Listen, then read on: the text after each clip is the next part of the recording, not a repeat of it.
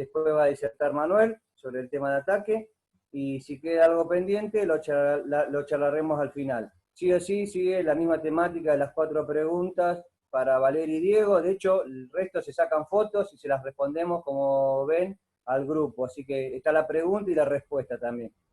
Bueno, creo que nada más, sí, desearle un feliz cumpleaños a Valeria, que pese a su cumpleaños está hoy presente acá, lista para disertar. Así que bueno, feliz cumple, Vale, y bueno, se los dejo a todos ustedes.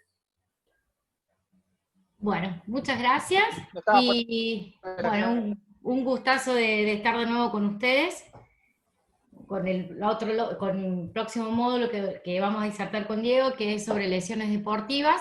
Vamos a hablar un poco sobre las lesiones deportivas, que son obviamente las más comunes dentro del básquet adaptado, y bueno, vamos a ver también cómo tratar de prevenir ese tipo de lesiones. Voy a empezar yo hablando un poquito y después Diego va a terminar hablando un poco sobre las prevenciones de este tipo de lesiones que vamos a ver ahora. Bueno, para tener una idea, vamos a empezar a hablar un poquito, antes de meternos de lleno sobre las lesiones, sobre las referencias anatómicas, ¿sí? Porque para tener en claro qué parte o qué posibilidad de zona nos podemos llegar de alguna manera, como quien dice, a romper o a lastimar, tenemos que saber de qué zona estamos hablando y que estas partes tienen una importancia en el momento de que nosotros como técnicos tengamos que saber expresarnos adelante de un kineo o de un médico que no haya estado en el momento de que se produce la lesión. Entonces, tener una idea, una referencia de cómo o dónde, en qué zona se ha producido dicha lesión, ¿sí? Bueno, para tener en cuenta la reseña anatómica, nosotros nos vamos a guiar con la siguiente posición. A la persona se lo va a tomar de pie, ¿sí?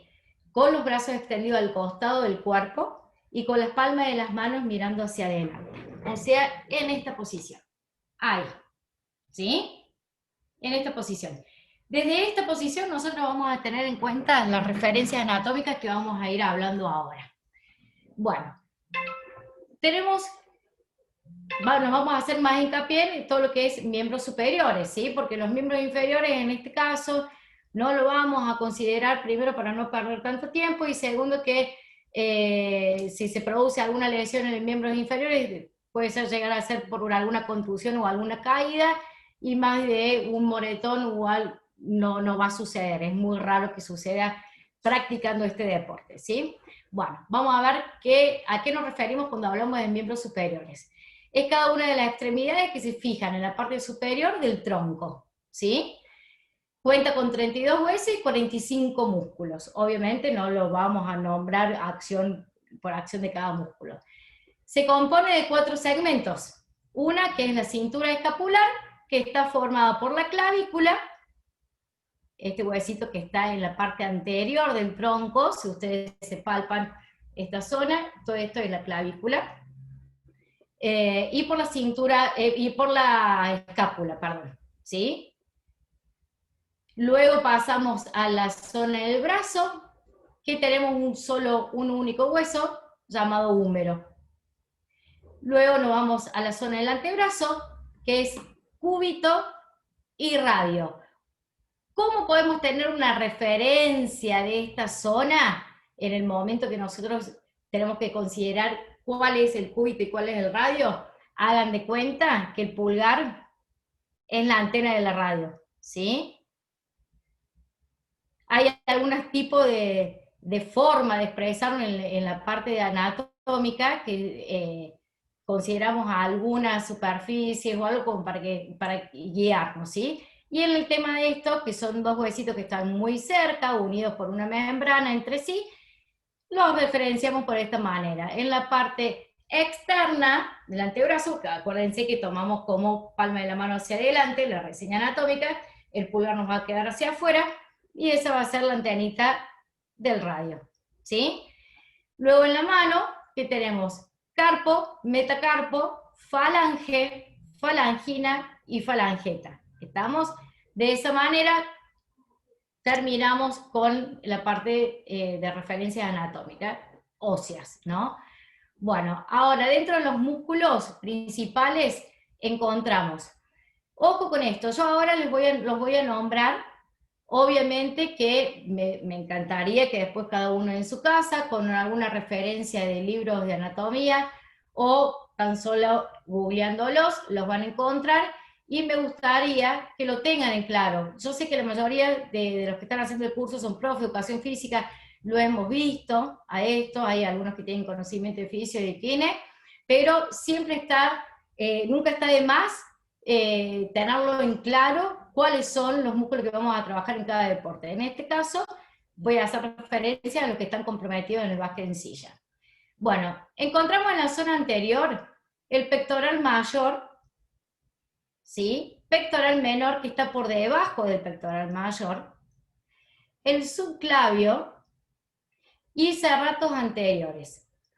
Estos músculos consideren que tienen que hacer, que tienen que saber ustedes que llevan el brazo a una posición anterior y que a la escápula, al huesito este, escápula u omóplato, hacen que este ángulo bascule hacia afuera y hacia arriba, ¿sí? Esa es la referencia de estos músculos y que también están participando en la respiración forzada, o en la respiración en que hace que el tronco se dilate un poquito y nos entre un poco más de aire, que eso es importantísimo cuando estamos haciendo alguna actividad física, ¿sí? La respiración se exagera y estos músculos empiezan a tomar referencia en el momento de la respiración. Vamos a la zona dorsal, que encontramos el trapecio, ¿sí? Todo esto.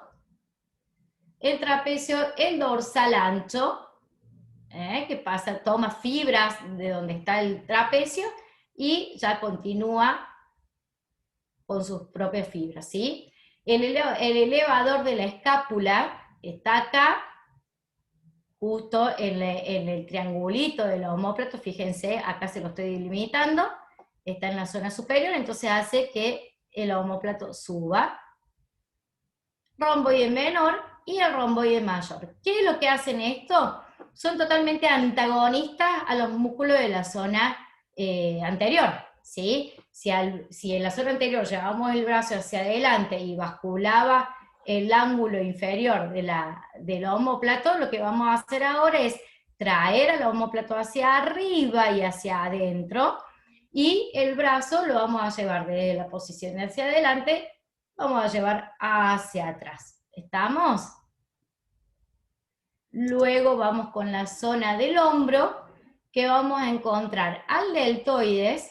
El deltoides cuenta con una porción anterior, una media y una posterior, ¿sí? En realidad, dependiendo de la posición del brazo, se van a ir poniendo en acción todas las fibras del deltoide, pero tiene la particularidad que por más que el brazo esté en un poquito anterior, medio, posterior, las fibras se vayan activando, pero se van a activar todo el deltoide cuando el brazo sea elevado de una zona desde abajo pegadito al cuerpo hacia los 90 grados. ¿Estamos? Tenemos la zona del hombro, como quien dice, el deltoide, que es uno de los músculos muy, muy importantes de la zona media. Tenemos el redondo menor, ¿sí? Tenemos el supraespinoso, el infraespinoso y el redondo mayor, ¿sí? Bueno, después de la zona del hombro encontramos la zona, acá está, perdón, acá está el subescapular, que justamente en los otros planos no se ve, ¿sí? Notamos acá el supraespinosa, el infraespinoso, y como el músculo subescapular está por debajo, ahí se los hice en otra imagen, ¿sí? Esto estaría con una vista posterior, pero sin la parte ósea, ¿está? Bueno. Luego encontramos en la zona del brazo, bíceps braquial, acá estamos, bíceps braquial, coracobraquial, el braquial anterior, y en la zona posterior encontramos el tríceps braquial y el anconio. ¿Sí? Vamos a la zona del antebrazo, que bueno, acá vamos a nombrar algunos, ¿sí? Porque obviamente hay un montón de referencias anatómicas que no nos hace falta en este momento. ¿Qué encontramos? Por ejemplo, el flexor radial del carpo, el palmar mayor, ¿sí? El flexor cubital del carpo. En la otra vista encontramos el flexor superficial de los dedos. ¿Qué es lo que nos va a provocar, nos va a permitir esto? Llevar a una flexión de muñeca y a una extensión, ¿sí? Es una zona bastante comprometida en el básquet en el momento de prensar la toma de las ruedas para realizar el empuje, el impulso. En los frenados participan muchísimo, puesto que hacen justamente esta acción. ¿Estamos? Nos ayuda a hacer esta acción y obviamente la flexo-extensión de la muñeca. ¿Sí? Ahí está. Luego en los músculos de la mano, que ya empieza a tomar participación, también el movimiento de la flexo-extensión de los dedos, vamos a encontrar el abductor corto del pulgar, el abductor del meñique, el largo del pulgar, el abductor largo del pulgar, el extensor corto del pulgar, ¿sí? El oponente del pulgar, palmar corto e interóseos dorsales. Estos músculos también ustedes van a notar que se cansan muchísimo y muchas veces el atleta te dice, no siento la mano o la siento como endurecida o la siento adormecida. Estos músculos trabajan muchísimo, pero muchísimo en el básquet en silla de ruedas. Entonces hay que considerar también que en el momento de que nosotros hablábamos en la clase, en la charla anterior, que es muy importante la parte del estiramiento después de la actividad, no se olviden de estos músculos, ¿sí? Que se estiran aparte de una forma muy fácil. Palma de la mano hacia arriba, punta de los dedos, tomamos y llevamos en esta posición, ¿sí? De esta forma nos aseguramos de extender todos los músculos que están en la parte palmar de la mano y en la parte ventral del antebrazo. Y luego, para extender los otros, con un movimiento muy, pero muy suave, vamos a realizar el movimiento contrario al que hicimos anterior, ¿sí? Pero no se olviden de eso, porque la mayoría de las veces nos vamos a la ducha y no hemos estirado nada, o hemos estirado muy poco otros músculos, sin considerar la zona de mano, ¿sí? Bueno, vamos a ir al tipo de lesiones deportivas, siempre tengan en cuenta, hablando del básquet en silla, ¿sí? Bueno, dentro de las lesiones la podemos dividir por el tipo de lesión aguda o por uso excesivo. Las agudas son las que van a pasar en el momento que nosotros estamos haciendo la práctica, ¿sí? Son muy comunes en cualquier, obviamente, tipo de deporte, ante una acción ya sea brusca o ya sea por alguna colisión o alguna caída. Y por las lesiones por uso excesivo, que son lesiones que van ocurriendo porque en una zona se le ponen sobre esfuerzo, ya sea por mucho tiempo, o se van dando una recarga en la zona, como quien dice, uno lo va estresando a la zona, hasta que llega al resultado de una lesión. El tipo de las lesiones que pueden producirse se van a producir en las partes blandas, que puede ser de carácter cartilaginoso, o sea, en el cartílago, en los músculos, en los tendones y en los ligamentos. O en las partes duras, que va a ser que cuando hablamos en la zona esquelética y nos referimos al tema de fracturas, ¿sí? Dentro de las lesiones agudas encontramos perdón, en la lesión de hombro, ¿sí? Nos vamos a la zona de hombro. Dentro de las lesiones de hombro encontramos las lesiones agudas que son frecuentes en colisión y en caída fuerte, que es justamente lo que les acabo de decir también. Las más frecuentes dentro de esta zona y dentro de esta clasificación aguda, vamos a encontrar lo que es la luxación de la articulación acromioclavicular. ¿Qué es esto? El acromioclavicular, justamente, si ustedes toman como referencia a la clavícula, siguen el borde de la clavícula, van a encontrar que hace justamente contacto con un huesito medio puntiagudo, que se llama acromion. Bueno, ahí dentro del acromion y con la clavícula se forma una articulación. Cuando el atleta se cae, que ejerce una fuerza justamente de arriba hacia abajo sobre el acromion, sobre ese huesito, se produce este tipo de luxación. Ah, ¿sí? pásame mi barbijo. Luego, que está ahí adelante. encontramos la otra tipo de luxación que pasa también sobre el hombro, que es en la articulación escápulo-humeral, que esta es justamente es la más frecuente dentro de este tipo de luxaciones de hombro.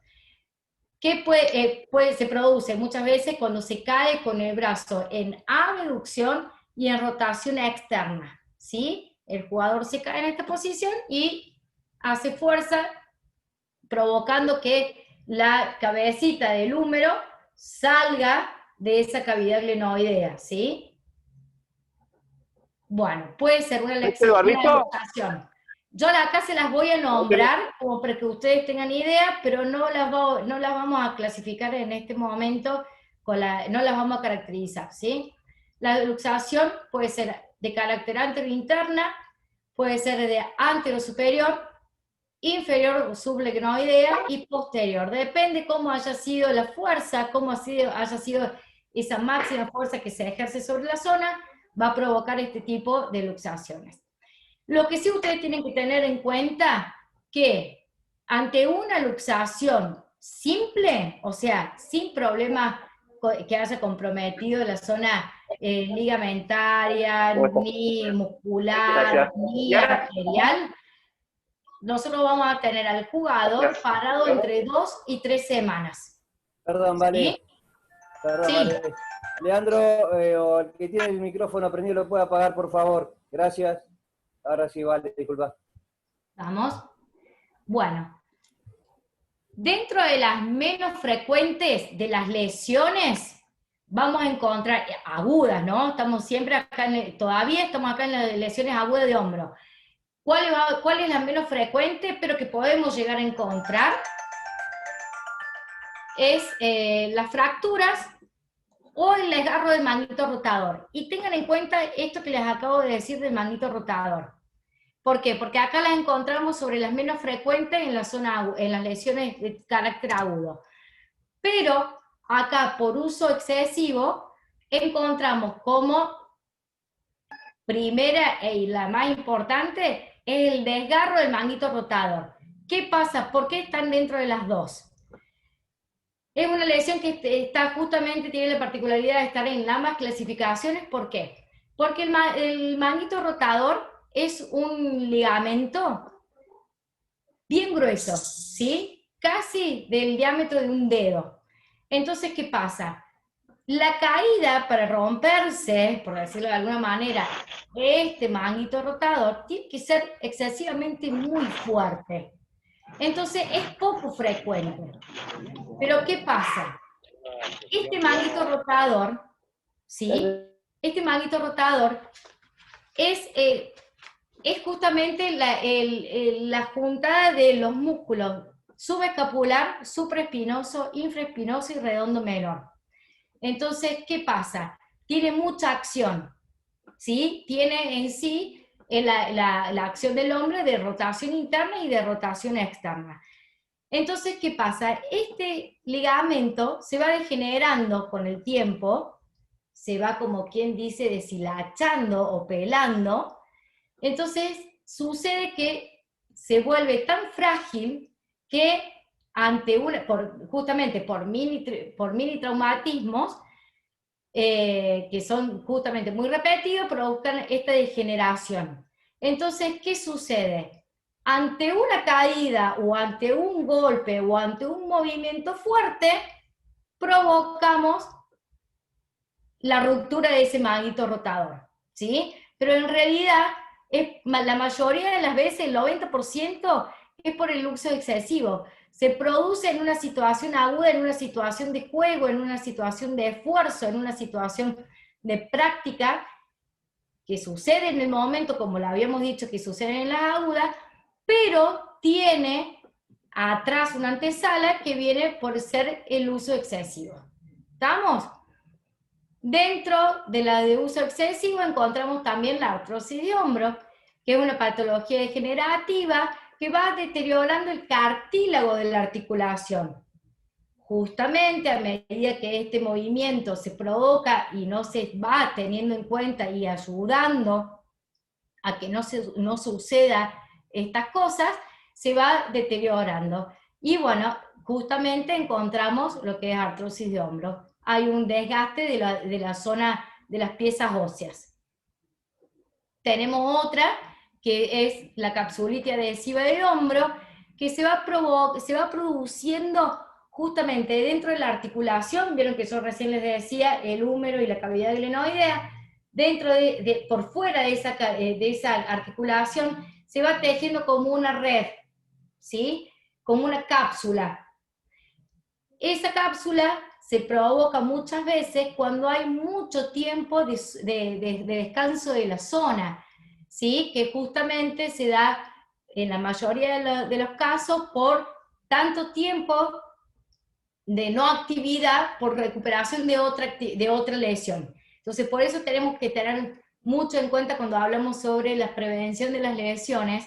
¿Por qué? Porque ante una lesión nosotros tenemos que responder de la mejor manera para no seguir provocando daño en el atleta, ¿sí? Y para no provocar daño, tenemos que ser conscientes, y si el kinesiólogo, el médico nos dice, este jugador tiene que parar 3 semanas, nosotros como técnico tenemos que respetar esas 3 semanas, ¿sí? Por más jugador que sea, por más que sea el más importante de la cancha, y nosotros tenemos un evento posterior a cada una semana, tenemos que ser conscientes y respetar a ese jugador, ¿sí? Porque nosotros lo necesitamos en la cancha, pero es una persona, tiene su vida y tiene su cuerpo, ¿sí? Y no es solamente un jugador.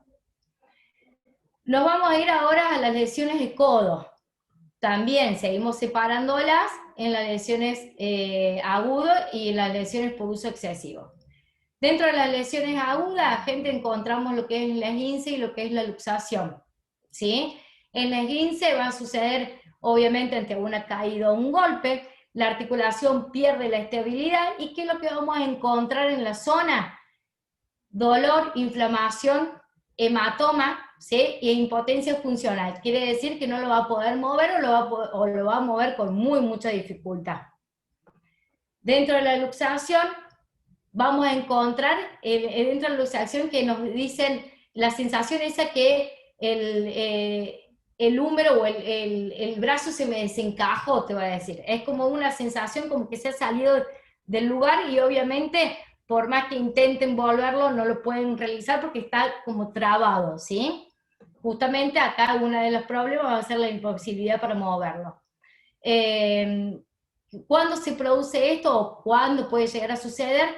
Cuando hay una caída y el codo se encuentra en extensión, ¿sí? Entonces eso es lo que va a provocar cuando caigan, que repercute el golpe y desencaje el húmero de la zona del antebrazo. Dentro de las lesiones por uso excesivo vamos a encontrar la epicondilitis o el famoso codo de tenista, que más de uno lo debe haber escuchado nombrar, ¿sí? ¿Esto qué provoca? Mucho dolor en la zona de la articulación, en la parte de adentro. ¿Estamos? Recuerden que el pulgar nos indicaba cúbito y radio. Bueno, esto es lo que dentro de esa posición de referencia vamos a encontrar que la epicondilitis o codo de tenista se va a dar en la cara externa del codo, ¿sí? Y se lo va a tratar con reposo, con frío y con antiinflamatorios. Y se da muchas veces por los movimientos repetidos de extensión de muñeca, que lo vamos a encontrar justamente cuando realizamos el movimiento de los impulsos, de los frenados, y encima le tenemos que sumar el lanzamiento y los pases. Encontramos también lo que es la epitrocleitis o codo de golfista, que justamente se manifiesta por el dolor en la cara interna del codo. O sea que si nosotros tomamos por referencia cara interna, cara externa, ¿sí? Hay inflamación en la región, y en la región musculotendinosa de la articulación, que puede extenderse al antebrazo. Muchas veces van a acusar dolor que se irradia sobre el antebrazo, y algunas veces te dicen no puedo flexionar la muñeca. En la tendinitis del bíceps encontramos una inflamación. Todo lo que es terminación en itis significa inflamación, ¿sí? Entonces, para que ustedes también vayan haciéndose al oído cuando alguien les diga alguna tendinitis, alguna epitrocleitis, estamos hablando sobre alguna inflamación de la zona. La tendinitis del bíceps, hablamos sobre la inflamación del tendón distal del bíceps. Recuerden que el bíceps braquial está conformado por dos cuerpos, y en este caso, el cuerpo distal, el tendón distal, se encuentra insertado en la zona en la tuberosidad del radio, ¿sí? Ya vamos a ir viendo. Se da por la continua y excesiva realización de movimientos repetitivos que provoca el dolor, rigidez, dificultando la realización de algunos movimientos. ¿Estamos? Y en la tendinosis del tríceps, acá hay una inflamación y ya una pequeña degeneración del tendón del tríceps. Y recuerden que el tríceps es, digamos, el antagónico del bíceps, que se encuentra en la parte posterior del brazo, ¿sí? La bursitis del olecranon, cuando hablamos de bursitis, hablamos de una inflamación de las bursas. ¿Qué son las bursas? Son las bolsas que encontramos dentro de una articulación, y esas bolsas contienen lo que es el líquido sinovial, ¿sí? Cuando nosotros ponemos en acción, por eso es tan importante la entrada en calor, cuando nosotros ponemos en movimiento la maquinita, hacemos que ese líquido salga de donde están, de esas bolsitas, y lubriquen la zona. Pero ¿qué pasa? Estas bolsas cerosas, cuando hay una pequeña ruptura o una pequeña inflamación, sale ese líquido sin hacer falta, y lo que provoca es un dolor en la zona, una inflamación y una sensibilidad. Perdón. Puede producirse también por algunos apoyos continuos, ¿sí? Hay que, ojo con la realización de los trabajos en el suelo con ellos, porque justamente al provocar la fricción continua o mucho tiempo, podemos hacer que estas bolsas cerosas se rompan, ¿sí? Y también hay que tener mucho cuidado, porque puede ser producida, o esto puede provocar una infección. Y cuando hablamos de una infección, hablamos también de toma de antibióticos, de frenada de la actividad, ¿sí? Porque esa infección, si no la tratamos, puede llegar a traer otras consecuencias que no son para nada gratas. Luego encontramos acá lo que es lesiones de muñeca y mano, que hablamos sobre el esguince de la muñeca, que es justamente cuando hay un estiramiento o un desgarro de manera parcial de los ligamentos de la zona. Tengamos en cuenta que los ligamentos son tejidos que sostienen las articulaciones y conectan los huesos entre sí. Ojo con esto, hay una diferencia entre tendón y una diferencia de ligamentos. Y muchas veces cuando nos referimos como tendón y ligamento como si fuera toda la misma cosa. Y no, los tendones sirven para mover huesos o estructuras, ¿sí? Y va a conectar el músculo a la zona, al hueso, ¿sí? Es lo que provoca el movimiento, ¿sí? Lo que nos va a provocar que el brazo se mueva, la cabeza se mueva, las piernas se muevan. Y los ligamentos es un tejido conectivo que une los huesos entre sí, o una estructura entre sí, y las mantienen estables, ¿sí? Por ejemplo, la membrana que yo recién les hablaba, sobre el cúbito y el radio, es una forma de ligamento, es un tejido conectivo, ¿sí? Entonces, hay una diferencia entre ligamentos y tendones que muchas veces solemos confundir, y hablamos como si fueran la misma cosa. Entonces, volvemos al esguince de muñeca, que es cuando se produce algún estiramiento, algún desgarro de manera parcial o total de los ligamentos de la muñeca. ¿Estamos? ¿Qué vamos a presentar? Dolor, limita el movimiento de las manos, y el tratamiento y tiempo de recuperación va a depender del grado de la lesión. Siempre, siempre, en cualquier tipo de lesión la vamos a encontrar con diferentes grados, o van a escuchar que el kine o el médico les habla, sí, no, porque fue un esguince de primer grado, fue un esguince de segundo grado. Entonces, dependiendo de los grados, va a ser la cantidad de estructura que están comprometidas dentro de la lesión, perdón. También vamos a encontrar lesiones tendinosas, que la más común es el músculo cubital anterior, ¿sí? Fíjense acá, justamente, en los tendones, ¿cuál es el músculo que más sufre en esta zona? Es el tendón del músculo cubital anterior, recuerden eso. Al hablar de tendinitis se hace referencia a una inflamación que causa el dolor, ¿sí? Todo tipo de lesión sobre un ligamento puede llegar a lo máximo que puede suceder, que es romperse el tendón, ¿sí? Y eso puede darse por una sobrecarga o por un uso excesivo, que se va deteriorando ese ligamento, que se va degenerando, y llegamos después a una ruptura. Los síntomas que vamos a encontrar acá van a ser dolor, va a ser inflamación en la zona, va a ser algún chasquidito o crujido al flexionar la articulación.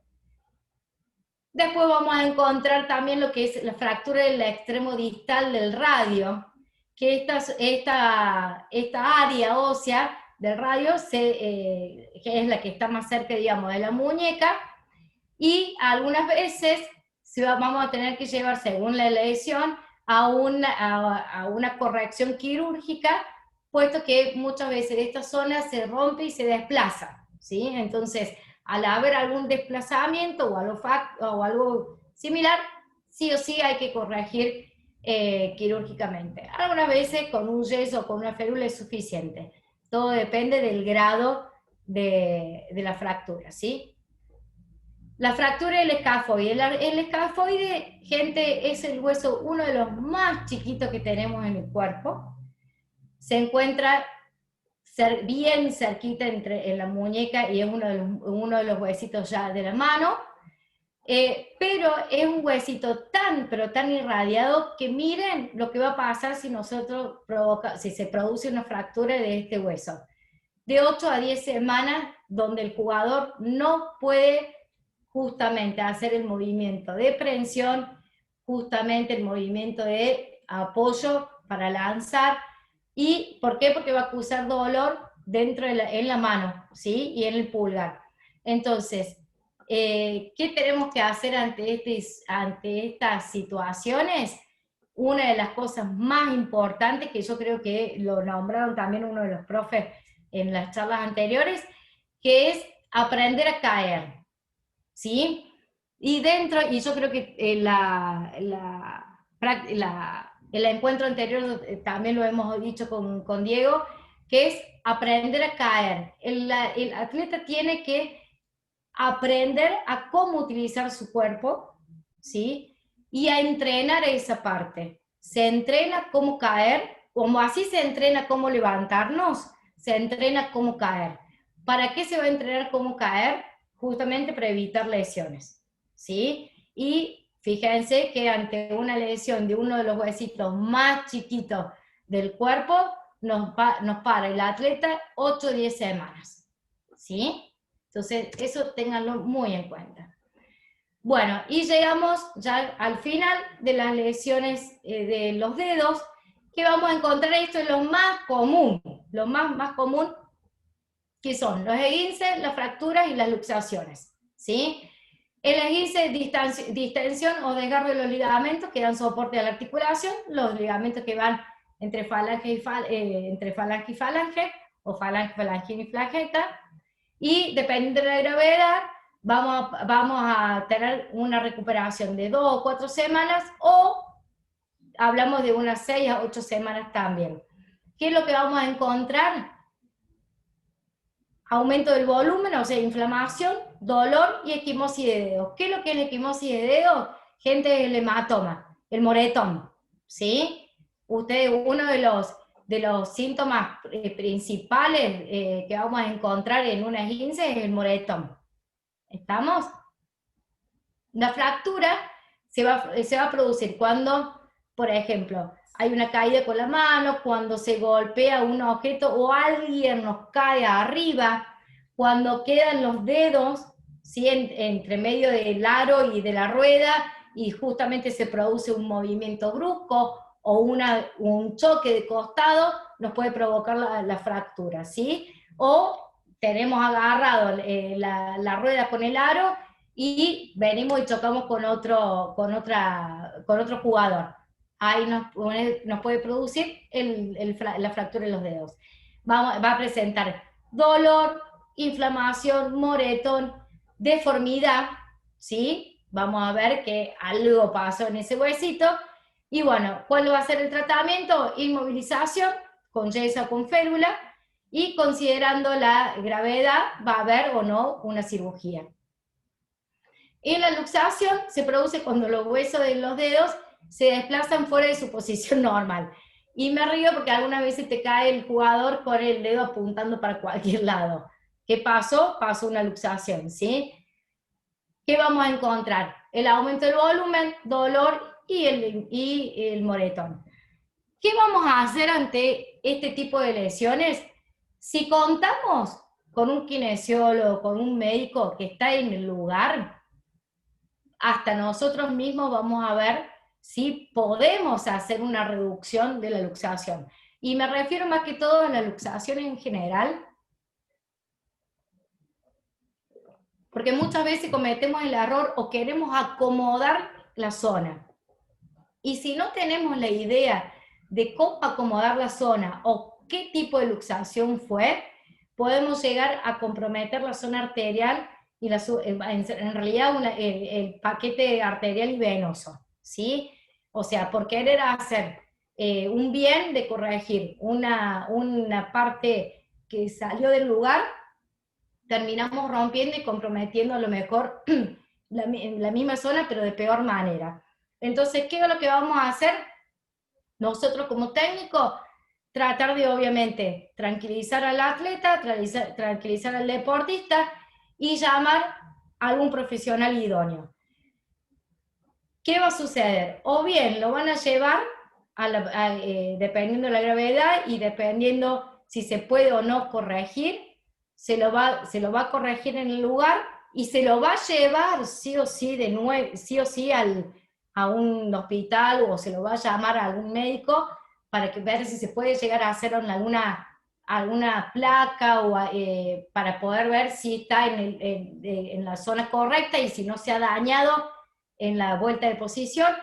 Y si no contamos con kinesiólogo, no contamos con ningún médico, sí o sí se llama a la empresa que tengan de medicina, o se lo lleva a un hospital y ahí harán la reducción o harán lo que corresponde.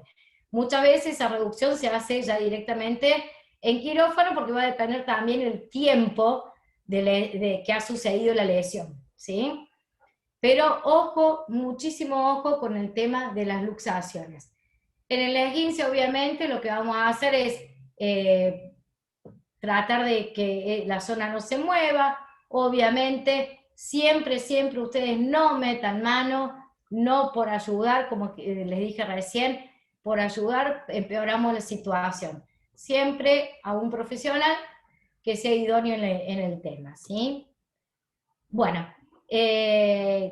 obviamente ha sido un repaso muy rápido, como para que ustedes tengan una idea de las posibles lesiones, un poquito de la reseña anatómica para que ustedes conozcan las zonas que pueden llegar a producirse las lesiones.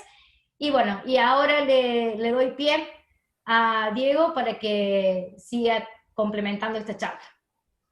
Si tienen alguna duda, vayan escribiéndola, después la hacen. Buenísimo. Si me dejas compartir, vale, Sí, Romy. ahí me Dale. voy. Ahí estamos.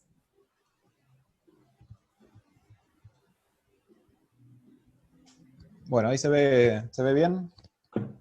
Sí. Bárbaro. Bueno, vamos, bueno, antes que nada, nuevamente gracias por la invitación a la federación, a la fundación y al staff de la selección femenina de básquet sobre silla. Vamos a usar la presentación como disparadores, así no se hace muy extenso. Después, por supuesto, como siempre, la van a tener disponible para que la puedan revisar y cualquier duda, pregunta, las resolvemos al final o después mandan las preguntas por las vías habituales. Yo les voy a mencionar, así como la vez pasada hablamos un poquito del rol del preparador físico, les voy a comentar cuál sería el rol del kinesiólogo, que trabajan muy en conjunto, ¿sí? El preparador físico y el kinesiólogo, a la hora de planificar los entrenamientos, y justamente una de las formas de prevenir lesiones es mejorar las cualidades físicas. Así que va muy de la mano. Lo que hace el kine primero es hablar un poco de lo que dijo Vale recién, ¿sí? Establecer cuáles serían las lesiones más frecuentes para saber sobre qué factores hacer mayor o invertir mayor tiempo para evitar que esas lesiones que son frecuentes, bajar la probabilidad de que se produzcan, ¿sí? Después, si tenemos situaciones particulares, se van haciendo evaluaciones puntuales y específicas sobre cada deportista para tratar de sumarle a eso que en general se ve en el básquet sobre silla.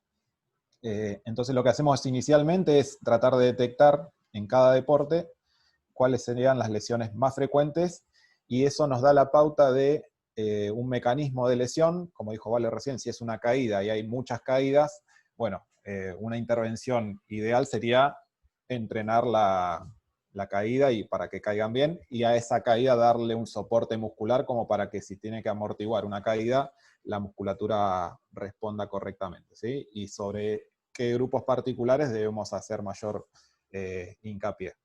Entonces hacemos testeos, hacemos evaluaciones, hacemos preguntas y sacamos un registro de cuáles serían los factores de riesgo que están presentes en nuestros jugadores. Un factor de riesgo es cualquier característica que esté presente en ese deportista que me predisponga a una lesión, ¿sí? La edad es un factor de riesgo, el sobrepeso es un factor de riesgo, entonces si está presente nosotros ya sabemos que sobre esos factores lo tenemos que incluir sí o sí en nuestra planificación y dentro de nuestro plan preventivo sería, ¿sí?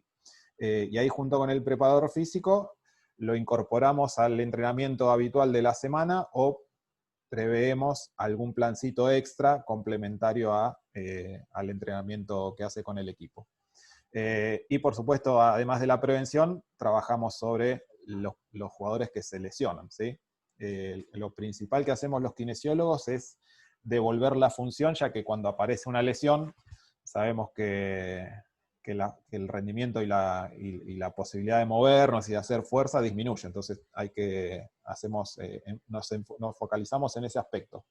Ahí van a encontrar la misma presentación que vimos la vez pasada y el trabajo conjunto que hacen los kines con los preparadores físicos. Como dije la vez pasada, el primer eslabón de la cadena preventiva es el preparador físico o el entrenador, que están todo el tiempo con los jugadores y saben y detectan al instante cuando aparece una molestia, cuando aparece una sobrecarga, entonces es el que da la alerta para empezar a activar todo este mecanismo de las primeras sensaciones, las primeras molestias, evitar que se magnifiquen, ¿no?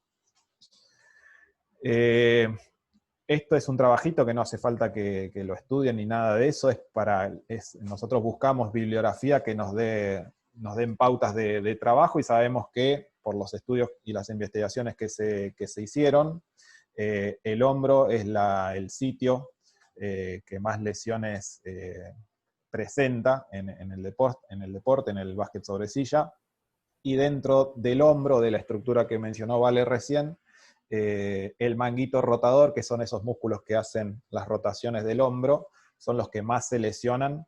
Entonces ya sabemos y tenemos un parámetro de que todo lo que hagamos tiene que incidir sobre el hombro, principalmente sobre la articulación, que es bastante compleja, como vieron recién, y fundamentalmente sobre este manguito rotador que también se menciona frecuentemente en todos los deportes que involucran gestos de lanzamiento primero con los miembros superiores y por supuesto en el básquet sobre silla a la hora de desplazarnos, ¿no?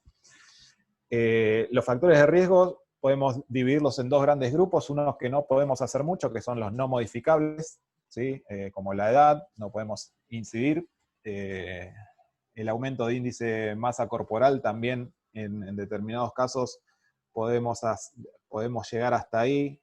Si hay lesión medular, por supuesto que es un factor de riesgo no modificable, y si tenemos historial de mayor tiempo de uso en silla de ruedas, se presenta como un factor de riesgo, esto es que nos predispone mayormente a que se produzcan lesiones. No podemos modificar sobre ese aspecto, ¿sí? Dentro de los no modificables, y ahí está la enorme labor que tienen los preparadores físicos y el entrenamiento en sí, todo el juego de balances musculares, la musculatura anterior, como mencionó Vale recién, anterior y posterior y lateral, sobre todo del hombro, son músculos que sí o sí tenemos que entrenar pensando en prevenir lesiones. Tenemos que tener una musculatura que nos dé contención articular y que soporte las cargas a las que los vamos a someter por el solo hecho de practicar el deporte y entrenar, ¿sí? Después vemos el nivel de intensidad de cada juego, de cada entrenamiento, pero sabemos que esos grupos musculares no podemos dejar de trabajarlos para evitar que el jugador se lesione y prolongar su vida deportiva, por supuesto. Tanto la fuerza muscular como lo que es movilidad articular van de la mano.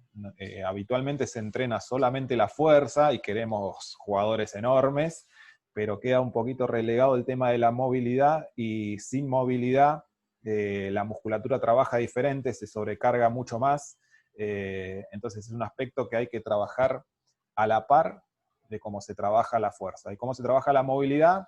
Sencillamente con ejercicios de estiramiento, de elongación, y si detectamos que hay cierta restricción en los movimientos, es un aspecto importante para mejorar esa cualidad física, ¿sí?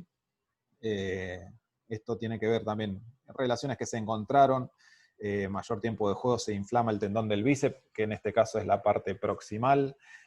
Una técnica inadecuada, y acá hacemos mención a esto, que mientras mejor técnica tengan nuestros deportistas, menos propensos van a estar a sufrir lesiones, y hablamos acá fundamentalmente de la técnica de propulsión, pero puede ser la técnica de lanzamiento, la técnica de los pases. Siempre que la técnica sea la ideal y la correcta, vamos a bajar este riesgo de lesión. Y acá encontraron en este estudio que una técnica inadecuada de transferencias, esto es en la silla común, los pasajes, ¿sí? De silla a silla deportiva, de silla a la cama, de silla a otra silla, de silla al baño.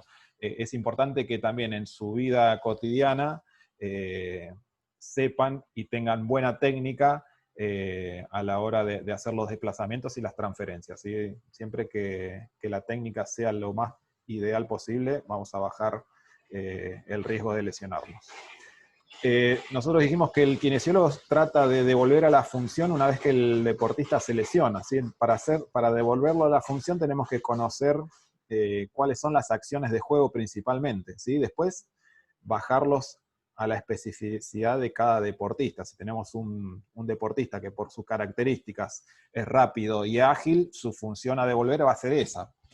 Si tenemos un deportista que tiene desplazamientos más globales, más largos, etcétera, etcétera, su función va a ser esa. Entonces, además de los gestos propios del deporte, hacerlo específico hacia cada característica del jugador.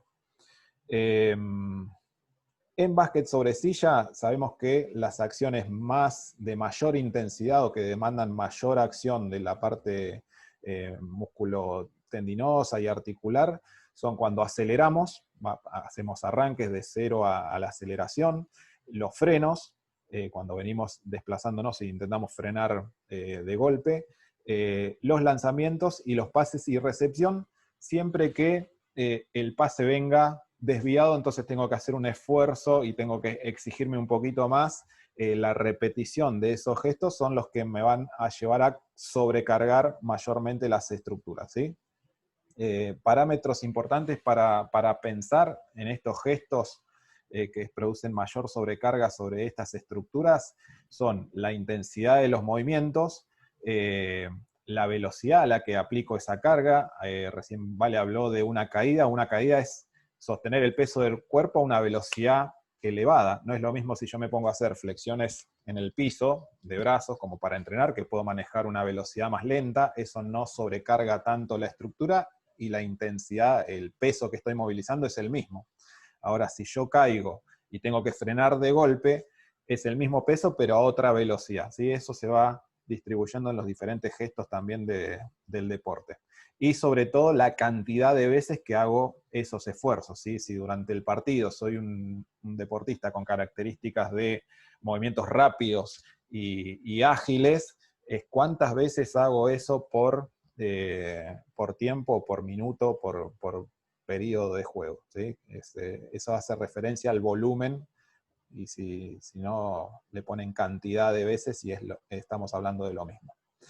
Habilidades cerradas y habilidades abiertas, Romy creo que en un momento las mencionó, sí, una habilidad cerrada es cuando yo la conozco y la repito y la ejecución siempre es la misma. La habilidad abierta es cuando en estos deportes de situación no depende ya de lo que haga uno, sino que tengo un contrincante, un rival, un compañero que me van modificando continuamente el entorno, entonces es variado la cantidad de movimientos o desplazamientos o intenciones que puedo llegar a tener, ¿sí? Nosotros para analizar a los deportistas, con la enorme variabilidad que existen en las características de los jugadores, identificamos al hombro como una estructura que todos los deportistas, todos los jugadores de básquet sobre silla comparten. Después ahí se van haciendo las especificidades para cada categoría funcional o para cada función de cada atleta, ¿sí? Entonces, pero sabemos que el hombro, además de ser la estructura que más se lesiona, es una articulación que comparten todos los deportistas y que debe estar en óptimas condiciones para jugar al básquet sobre silla, ¿sí? Se usa para desplazarse y se usa para manejar el elemento. Así que es la estructura a analizar. Y después, si tenemos que analizar más la parte de tórax superior, la parte de control de tronco, se hará el análisis correspondiente sobre cada jugador. Este es a modo de ejemplo, un poquito de los test que compartimos la semana pasada, de movilidad articular, sobre todo el hombro. A nosotros acá nos interesaba saber cuál era el comportamiento de movilidad global, como es en el TSS, no sé si corre bien el video y se ve, pero nos da parámetro de volumen de acción de cada jugador, ¿sí? Sentado en su silla, en una posición estática, el alcance en diferentes direcciones, tanto con miembro superior derecho como con miembro superior izquierdo. Y al costadito ven los test que vimos la vez pasada, que es el alcance por detrás de la espalda, de un lado y del otro, y los movimientos de rotación, que también hicimos el comparativo derecho e izquierdo. Con esto, ¿qué logramos? Condiciones generales de cómo se desplaza o cómo cubre su volumen de acción ese deportista sentado sobre su silla, ¿sí? Y apuntamos básicamente a descubrir esto, asimetrías sobre todo, ¿sí? Sabemos que el jugador ideal tiene el mismo alcance o el mismo grado de movilidad, cubre el mismo campo de acción de derecha a izquierda. Si encontramos alguna asimetría, lo ideal es ir a preguntarnos por qué tiene más alcance de un lado que del otro, y ahí vamos detectando si esa diferencia o esa asimetría es por un tema de movilidad articular, bueno, trabajar sobre la movilidad articular. Si es por un tema de fuerza, trabajamos sobre la fuerza para ver si podemos equiparar esa asimetría. Básicamente el mayor volumen de acción que cubra cada jugador desde su postura estática va a ser mucho más valioso en rendimiento dentro de la cancha, ¿no? Entonces, una vez que hicimos todo este análisis y detectamos los déficits, esto puede ser si detectamos déficit en rotación interna, por ejemplo, que es cuando el brazo o la mano se va hacia abajo, trabajamos mucho la elongación en el sentido contrario para ver si se modifican esos parámetros y logramos esos valores de referencia que buscamos. Podemos testear la fuerza, como dijimos la vez pasada, y si encontramos déficit o asimetrías de fuerza, trabajar sobre los grupos musculares necesarios, y después lo llevamos al entrenamiento, y ahí hablamos con el profe y vemos si lo podemos incluir dentro de su sesión de trabajo, dentro de su carga semanal, o necesitamos hacer algún trabajito aparte, extra, fuera del trabajo de lo que hace en el grupo, ¿sí? Usamos los mismos elementos de monitoreo que mencionamos la vez pasada, vamos controlando la carga para ver si estamos acertados en la dosificación que le proponemos, y pensamos en la progresión como vimos en la parte de la preparación física la vez pasada, ¿sí? Ir de lo más simple a lo más complejo, de lo de menor intensidad a lo de mayor intensidad, y pensando en este objetivo que es hacia la función a lo que quiero devolver a ese jugador. Básicamente pensamos en devolverlo hacia las aceleraciones, hacia los frenos, hacia las acciones rápidas y de gran velocidad, a los pases de larga distancia, a las recepciones de pase de larga distancia también, y fundamentalmente trabajamos sobre cantidad de veces que hace ese gesto, ¿sí?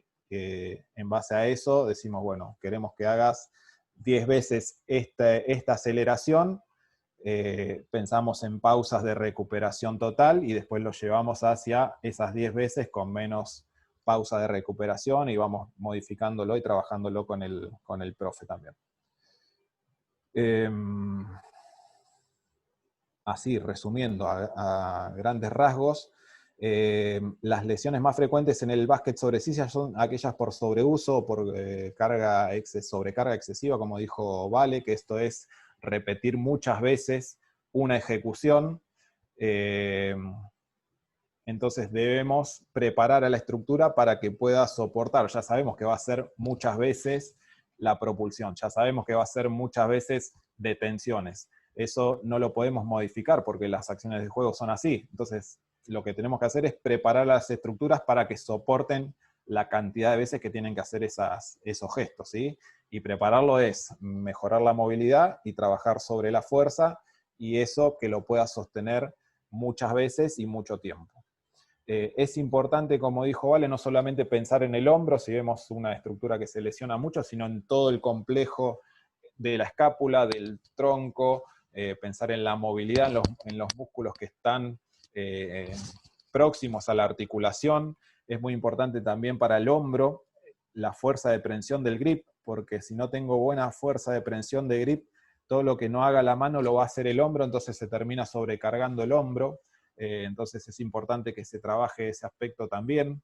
Hay que trabajar sobre la postura, y esto es ver qué pasa con el tórax, si tengo que estirar musculatura pectoral, por más que no sea un músculo propio del hombro, pero sí me va a permitir que el hombro no se cargue tanto. Lo mismo la parte de la escápula por detrás, la musculatura escapular.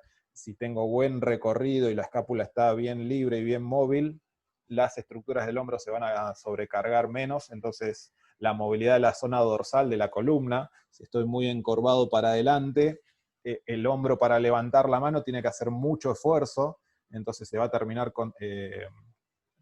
repercutiendo en el hombro. Entonces lo ideal es que trabaje la movilidad de la columna dorsal. Por supuesto, si puedo optimizar el control dinámico de tronco o el control de la musculatura próxima al hombro, siempre es un buen aliado. Y no se olviden de pensar en esto, en los ejercicios de movilidad, de flexibilidad y de equilibrio muscular, ¿sí? Las acciones de básquet o las de desplazamiento en básquet sobre silla, se trabaja mucho la parte anterior de la musculatura.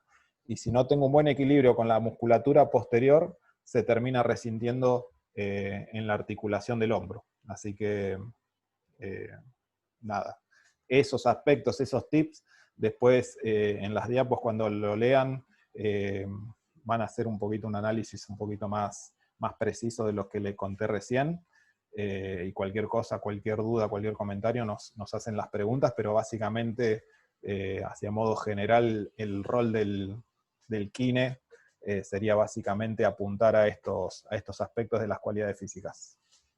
Así que bueno, muchas gracias por su atención, muchas gracias Vale otra vez. Y Carlito, si querés, hacemos algunas preguntas. Diego, gracias. ¿Sí? Si quieren hacer las preguntas. Bueno, yo acá tengo dos, ¿sí? Que son las iniciales, y después vamos a hablar de los trabajos prácticos. ¿Sí? Una es, ¿qué es la presión de grip? ¿Sí? Y después viene otra pregunta, ¿cuál es la mejor manera de mejorar la presión de grip? Son dos, y prácticamente podés responder en la misma. Dale. La presión de grips es la fuerza que tengo de apretar algo, ¿sí? Eso es el grip. Y para trasladar la fuerza que hago con la musculatura de pectoral, la musculatura dorsal, la musculatura de hombro para hacer los desplazamientos, por ejemplo, y impulsar la silla, necesito apretar la rueda para transmitir toda la fuerza que hago con la musculatura anterior de tronco, por ejemplo, transmitírselo a la rueda. Necesito tener una buena prensión para transmitir esa fuerza a la rueda y que no pierda y no sea ineficiente ese movimiento. Imagínense que si no tengo buena prensión, se resbala, se disipa esa fuerza y lo que avanzo con un esfuerzo tremendo que hice, avanzo nada, no salgo disparado. En cambio, si aprieto bien la rueda, aro y rueda, lo que sea, y hago la misma fuerza, se transmite realmente a la rueda y el desplazamiento es eficiente y efectivo. Entonces, quedaría así, la fuerza de grip es la fuerza de prensión que tengo para apretar. ¿Y cómo se entrena? Como cualquier otra cualidad u otro movimiento, ¿sí? Si tengo que entrenar pectorales, me pongo en el banco plano y entreno así.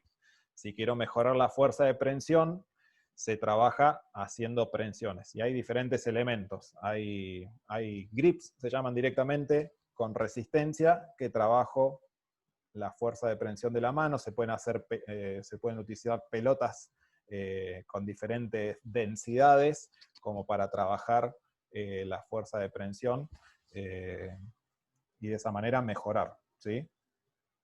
No sé si quedó respondida, Carlitos, la pregunta, o se nos fue, Carlos. ¿O vos, Vale, querés agregar? Perdón, me había ido, sí, me quedé sin internet y volví otra vez. Bueno, no sé si hay otra pregunta más, porque la perdí, la verdad la perdí. Sí, hay una pregunta más. Los jugadores caminantes con bastones, ¿qué tip para cuidar los hombros sin afectarles sus actividades habituales? Es una excelente pregunta y se ve, bueno, después vos complementá, Vale, si querés. Lo que tiene el usuario, el que no es usuario de silla en su vida cotidiana, el pasaje a la silla tiene sus adaptaciones también, ¿sí? Específicamente, ¿cuáles serían las pautas para mejorar el uso de bastones? Sería pensar en qué músculos necesito trabajar para usar esos elementos. Fundamentalmente son todos los que me lleven a hacer, nosotros le llamamos push-up, que es con las manos apoyarse en el asiento y tratar de despegar la cola. Todos esos músculos que son los que bajan el hombro, los llevan hacia abajo, esos grupos musculares hay que trabajarlos. Y quizás no hace falta pensar en cuáles grupos musculares tenemos que trabajar, simplemente pensar en el movimiento que tengo que hacer y entrenar eso. Si yo tengo que hacer o pensar en entrenar el grip, puedo ir al machete que me pasó Vale recién de todos los músculos y decir, bueno, tengo que entrenar este grupo flexión. No. Si tengo que entrenar la flexión, lo que tengo que hacer, o quiero mejorar el grip, lo que tengo que hacer es agarrar algo y apretarlo, ¿sí? Para el uso de bastones sería lo mismo. ¿Qué tengo que hacer? Bueno, levantar el tronco, despegarlo del piso. Bueno, apoyarme en algo y trabajar ese gesto, ¿sí? Todo lo que sean empujes, el grip también es muy importante. Las extensiones de codo, ahí trabaja mucho el tríceps, porque tengo que levantarme de donde esté sentado, me tengo que levantar, o mismo utilizando el bastón, tengo que hacer ese empuje hacia abajo. Entonces todo lo que sea de empuje y de rechazo sería, en cualquier ángulo, en cualquier posición, se trabajaría de esa manera. Y lo que le suma a Diego, aparte de tonificar la zona, que es importantísimo, o sea, hacer trabajar los músculos de zona, no se olviden de estirar también y de llevar justamente para que la fibra del músculo, lo que hablábamos en el encuentro pasado, que las fibras del músculo vuelvan a su estado normal y así poder seguir trabajando sobre esa tonificación. Recuerden que una cosa está entrelazada con la otra, y también el hecho de cuidar las posturas, ¿sí? Los vicios posturales son bastante consecuentes de acciones que nos van llevando una cosa atrás de la otra, y terminamos con problemas de hombro, de codo, porque el que camina, o sea, el caminante que usa los bastones, obviamente, aparte de tener problemas en codo, vamos generando toda una cadenita de problemas. En el hombro, en las mismas manos, ¿sí? En la columna, porque ya empezamos a buscar posturas viciosas para un lado, recae el peso del cuerpo más que todo hacia un bastón y no en los dos por igual. Entonces es una cadenita de cosas. Recuerden que somos una persona y todo está integrado y todo hace una unidad. Entonces tenemos que ir teniendo en cuenta muchas cosas, y no solamente una sola situación, que sería tonificar la parte muscular. Tenemos que cuidar la postura y tenemos que también hacer trabajos de estiramiento, ¿sí? Y de relajación. Bueno, 2 preguntas más. Esta yo no sé si la hicieron porque justo se me fue el internet y volvió. ¿Cómo saber que la técnica de pasaje es la correcta? ¿Sí? Las otras preguntas después le vamos a sacar foto y se las vamos a pasar. Y la última es si esta inactividad va a provocar otro tipo de lesiones. Bueno, la inactividad... perdón, ¿querés largo yo? Dale, sí. No, la inactividad siempre te va a llevar a consecuencia de algo. O sea, hay que ver por qué se da la inactividad, cuál ha sido la consecuencia de esa inactividad, y tenés que trabajar, justamente el kine y el preparador físico trabajan en esto, tratando de llevar un poquito la cabeza más allá de la situación de la lesión. Siempre una inactividad por algo va a llevar a consecuencias de otra cosa. Recuerden que justamente les hablaba yo, se las presenté, que uno de los tipos de lesiones es la capsulitis de hombro. Justamente, ¿por qué se da esa capsulitis de hombro? Porque hubo un reposo de un cierto tiempo de esa zona. Entonces, a lo mejor ha sido producido, a lo mejor la lesión es una luxación que nos va a llevar a una capsulitis por justamente la inactividad de la zona. Estamos hablando de casi, a lo mejor de 1 mes o de 2 meses de no poder mover esa zona comprometida, ¿sí? Y con respecto al pasaje, que me imagino que es de silla a silla, el jugador mismo sabe y la tiene clara. Siempre ustedes cuando observen a los jugadores pasarse de una silla a otra, obviamente van a buscar enfrentar la silla o ponerla en diagonal, de costadito. Eso va a depender mucho de la persona, ¿sí? Cómo se encuentre más cómodo. Pero obviamente van a hacer fuerza con sus miembros superiores, trasladando la cola de un asiento al otro, y después llevando sus piernas hacia la silla donde se están incorporando nuevamente. Dieguito, no sé si... Sí, no, algo muy característico es en esto de corregir la técnica. Por supuesto que el idóneo puede establecer un análisis mucho más profundo, pero es sencillo. En el pasaje, siempre que el pasaje sea bien controlado, es una buena técnica de pasaje, de transición de una silla a la otra. Hay veces que se observa que en el pasaje, esa fase aérea de silla a silla, se hace muy rápido, es como que se tiran a la otra silla. Entonces, de una silla se empujan y se largan a la otra silla. Eso no sería ideal porque es un movimiento muy violento y no está controlado, ¿sí? Entonces, la técnica ideal sería la que es de forma controlada sea, no tan rápida, pero sea eso, con control.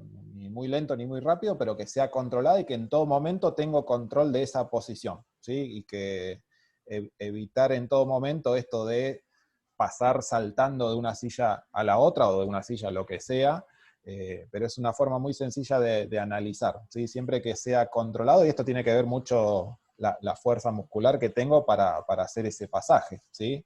La técnica se analiza así a grandes rasgos de esa manera. Bien. Bueno, vale, Romy, bueno, Diego también. Sí, Diego y Vale, vamos a empezar por parte. Diego y Vale, gracias por la disertación. Ahora vamos a seguir con Manuel.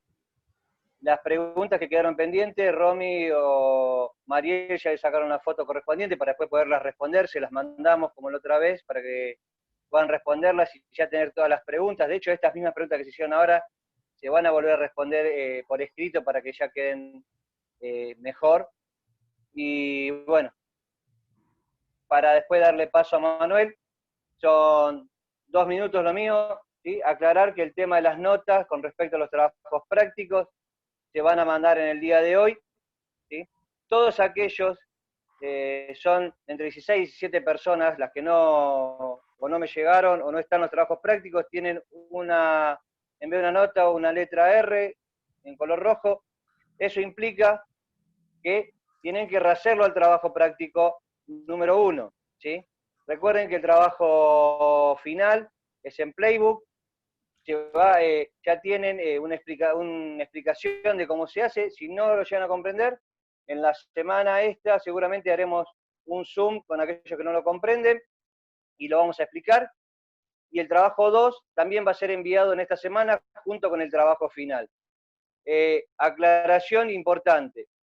Para poder recibir el trabajo número 2, ¿sí? Todos aquellos que no entregaron el trabajo práctico número 1, lo tendrán que entregar antes del trabajo 2, ¿sí? Vuelvo a repetir. Trabajo 2, ¿sí? Tiene fecha previa a este martes que viene, no, al otro martes, ¿sí? Y el trabajo final va a ser entregado antes del examen, que va a ser 2 o 3 días después de terminada la charla. Pero el trabajo a recuperar se tiene que entregar, para que sea más claro, la semana que viene, ¿sí? Se le van a agregar unas cosas al trabajo número 1 que se va a mandar ahora por el grupo para que todos estén atentos. De todas formas, esto yo lo voy a volver a explicar, ¿sí? Lo voy a mandar por escrito al grupo. Ahora explico, ¿sí? Todo esto va a ser escrito y explicado en el grupo, ¿sí? De WhatsApp. El trabajo 2 lo vamos a mandar esta semana, no se mandó todavía, pero se va a mandar, ¿sí? Con los objetivos del trabajo final. Así que el problema suscitó con esto del trabajo 1 que hubo gente que no lo entregó. Trabajo 2 y trabajo final, los objetivos se van a mandar esta semana, ¿sí? El trabajo 2 se entregará después de la charla del martes que viene, y el trabajo final será previo al examen final. Bueno, quedaron algunas preguntas dando vueltas. Diego y Vale, se las vamos a mandar tengo un problema con Romy y Vale, ¿sí? Se las vamos a mandar por escrito para que las respondan y después las vamos a subir al grupo. Nada más, le dejo todo a Manuel ahora. Bueno, buenas tardes a todos. Voy a compartir pantalla, Romy. Confirmame vos.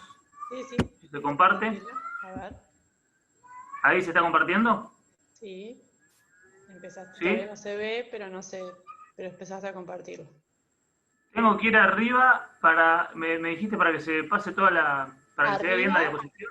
Sí. Fíjate que está insertar, diseño, transición, animación, presentación con dispositivos. Bueno. Tenés archivo. Como no lo encuentro, no sé igual que el otro día. Mira, vamos por acá. Escúchame, es fácil. Archivo, inicio. Seguí, insertar, diseño, sí. Transición, animación, seguí a presentación con dispositivos. Perfecto. Bien, continuamos por esto porque soy muy cuadrado para la computadora. Bueno, buenas tardes a todos. Hoy vamos a seguir con los sistemas ofensivos. Vamos a complejizarlos un poquito. La semana pasada hablamos del 3 versus 3 con situaciones específicas, situaciones de un solo movimiento. Y en el 5 versus 5 vimos una jugada que nosotros hacemos con la selección, que es un movimiento simétrico, quiere decir que de los dos lados igual se produce el mismo movimiento de los dos lados, siempre y cuando, lo que les aclaré la semana pasada, que no se produzca ninguna situación de juego anterior y esa situación haga que se rompa la simetría y se termine la jugada o el lanzamiento en esa situación, bueno, que puede surgir. Vamos a empezar con el 3 versus 3, ¿sí? Las situaciones son simples. Yo les voy a hablar, después cuando tengan alguna duda, obviamente al final me preguntan. Son situaciones simples, pero les voy a pedir que me sigan el cursor. Si yo voy a ir explicando, hice tres situaciones, el cual cada situación son 3 cuadros. En el cuadro 1 es el cuadro principal, que es este, que bueno, yo les voy a leer, pero está claro ya lo que estamos hablando. La pelota va al poste alto del lado derecho del ataque y el lado débil juega un 1 contra 1 el aclarado.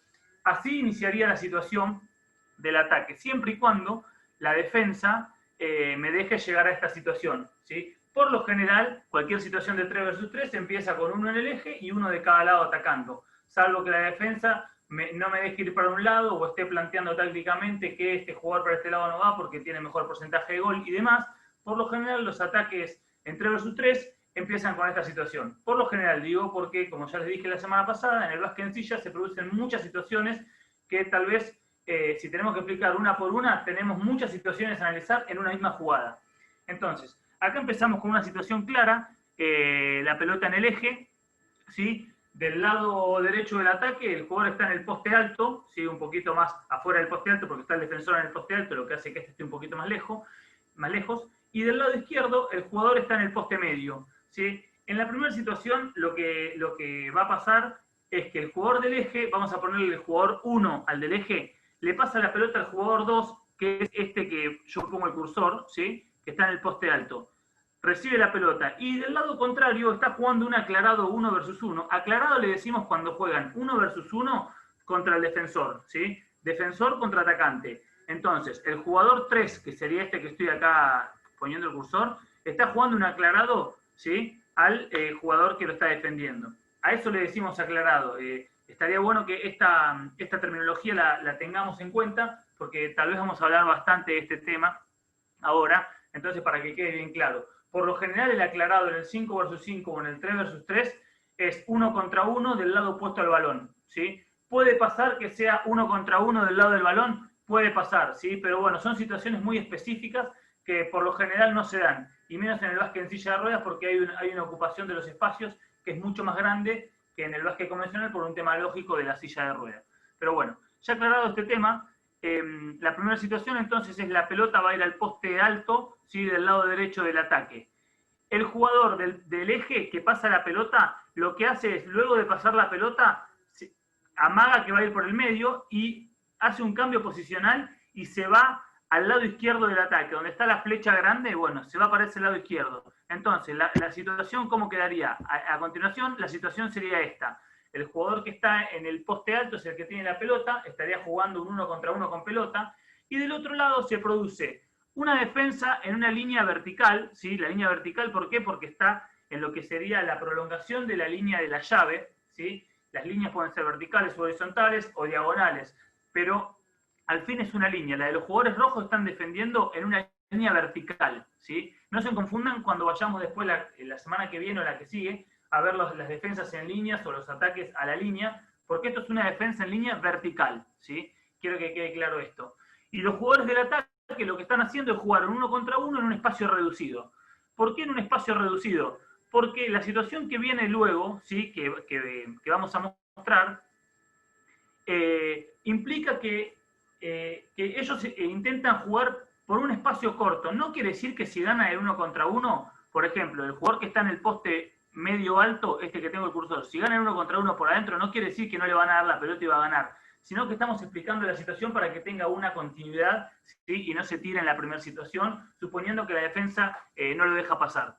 Entonces, la defensa está en una línea vertical, los jugadores están atacando 2 contra 2 en un espacio reducido, también pueden atacar por el eje, pero en este caso van a atacar por acá.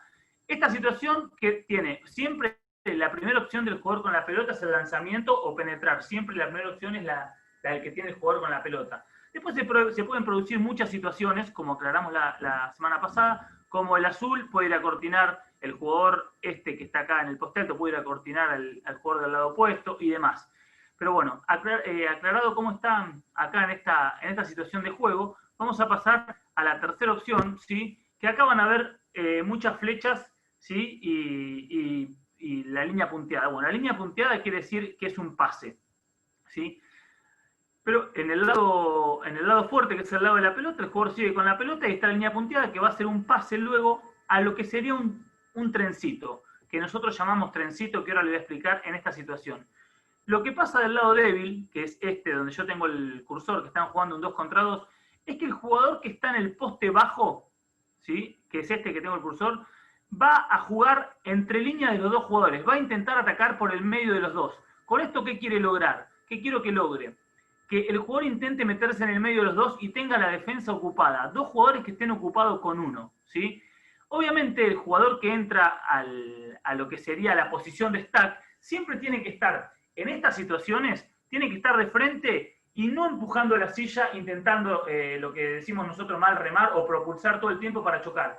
Tiene que estar empujando hacia adelante de una forma que no sea full. ¿Para qué decimos que esté empujando hacia adelante? Él tiene que estar todo el tiempo obligando a los 2 defensores que lo estén contuviendo, perdón. Si lo contienen a él, ¿sí? Quiere decir que hay un jugador que está solo, que es su compañero. Entonces, él tiene que estar todo el tiempo tratando de atacar a esos 2 jugadores para mantenerlo ocupado.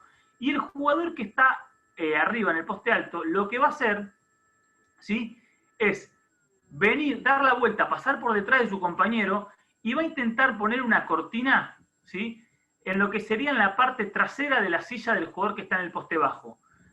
¿Qué logramos ahí? Bueno, este jugador intenta poner una cortina, síganme en mi cursor, por favor, que está ahí, está atrás de la silla. Al poner la silla ahí, siempre y cuando el compañero mantenga a los 2 jugadores ocupados, entonces, ¿qué es lo que hace? Pone la silla ahí para que se produzca el famoso trencito, ¿sí? El famoso trencito, ¿qué es? Que el jugador que está haciendo el stack, si los tiene a los 2 empujándolos y concentrados, ¿sí? En que estén defendiéndolo a él para que no se metan por el medio para hacer un gol, el jugador ve que vamos a ponerle al jugador que está arriba, intenta hacer una cortina a la rueda de atrás o a la parte trasera de la silla, para que no se queden con que la cortina es atrás.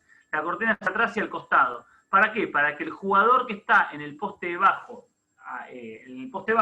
no pueda dar la vuelta. Entonces, el jugador que está haciendo el stack sale una vez que su compañero puso la silla en la parte trasera del defensor, sale, da la vuelta y pasa por atrás, tomando el pase que le va a dar el que está en el poste alto para un posible lanzamiento cerca del aro.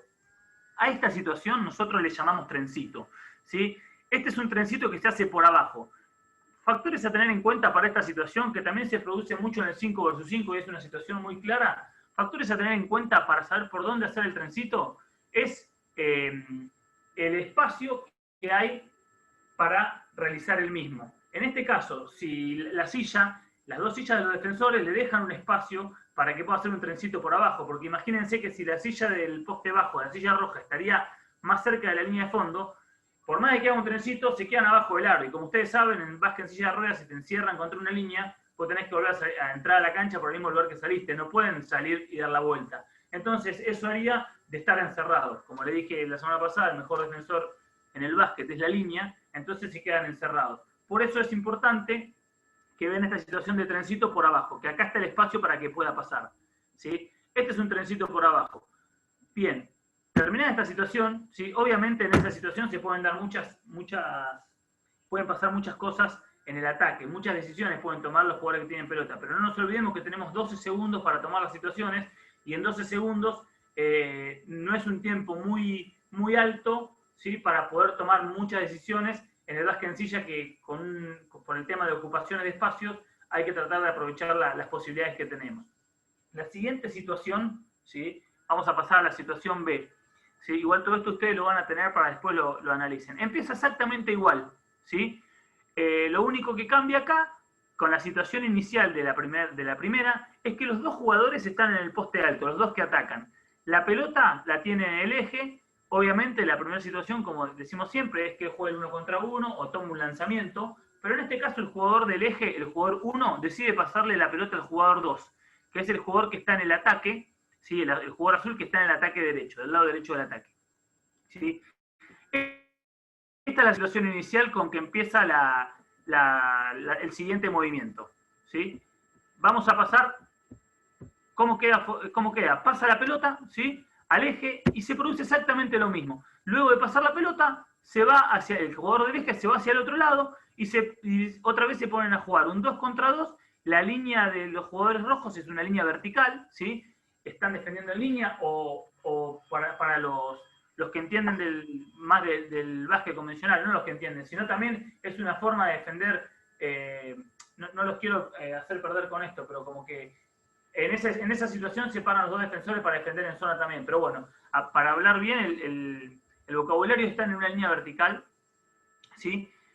Bueno, y la situación es igual, juegan 1 contra 1 cada cual con su jugador en un espacio reducido.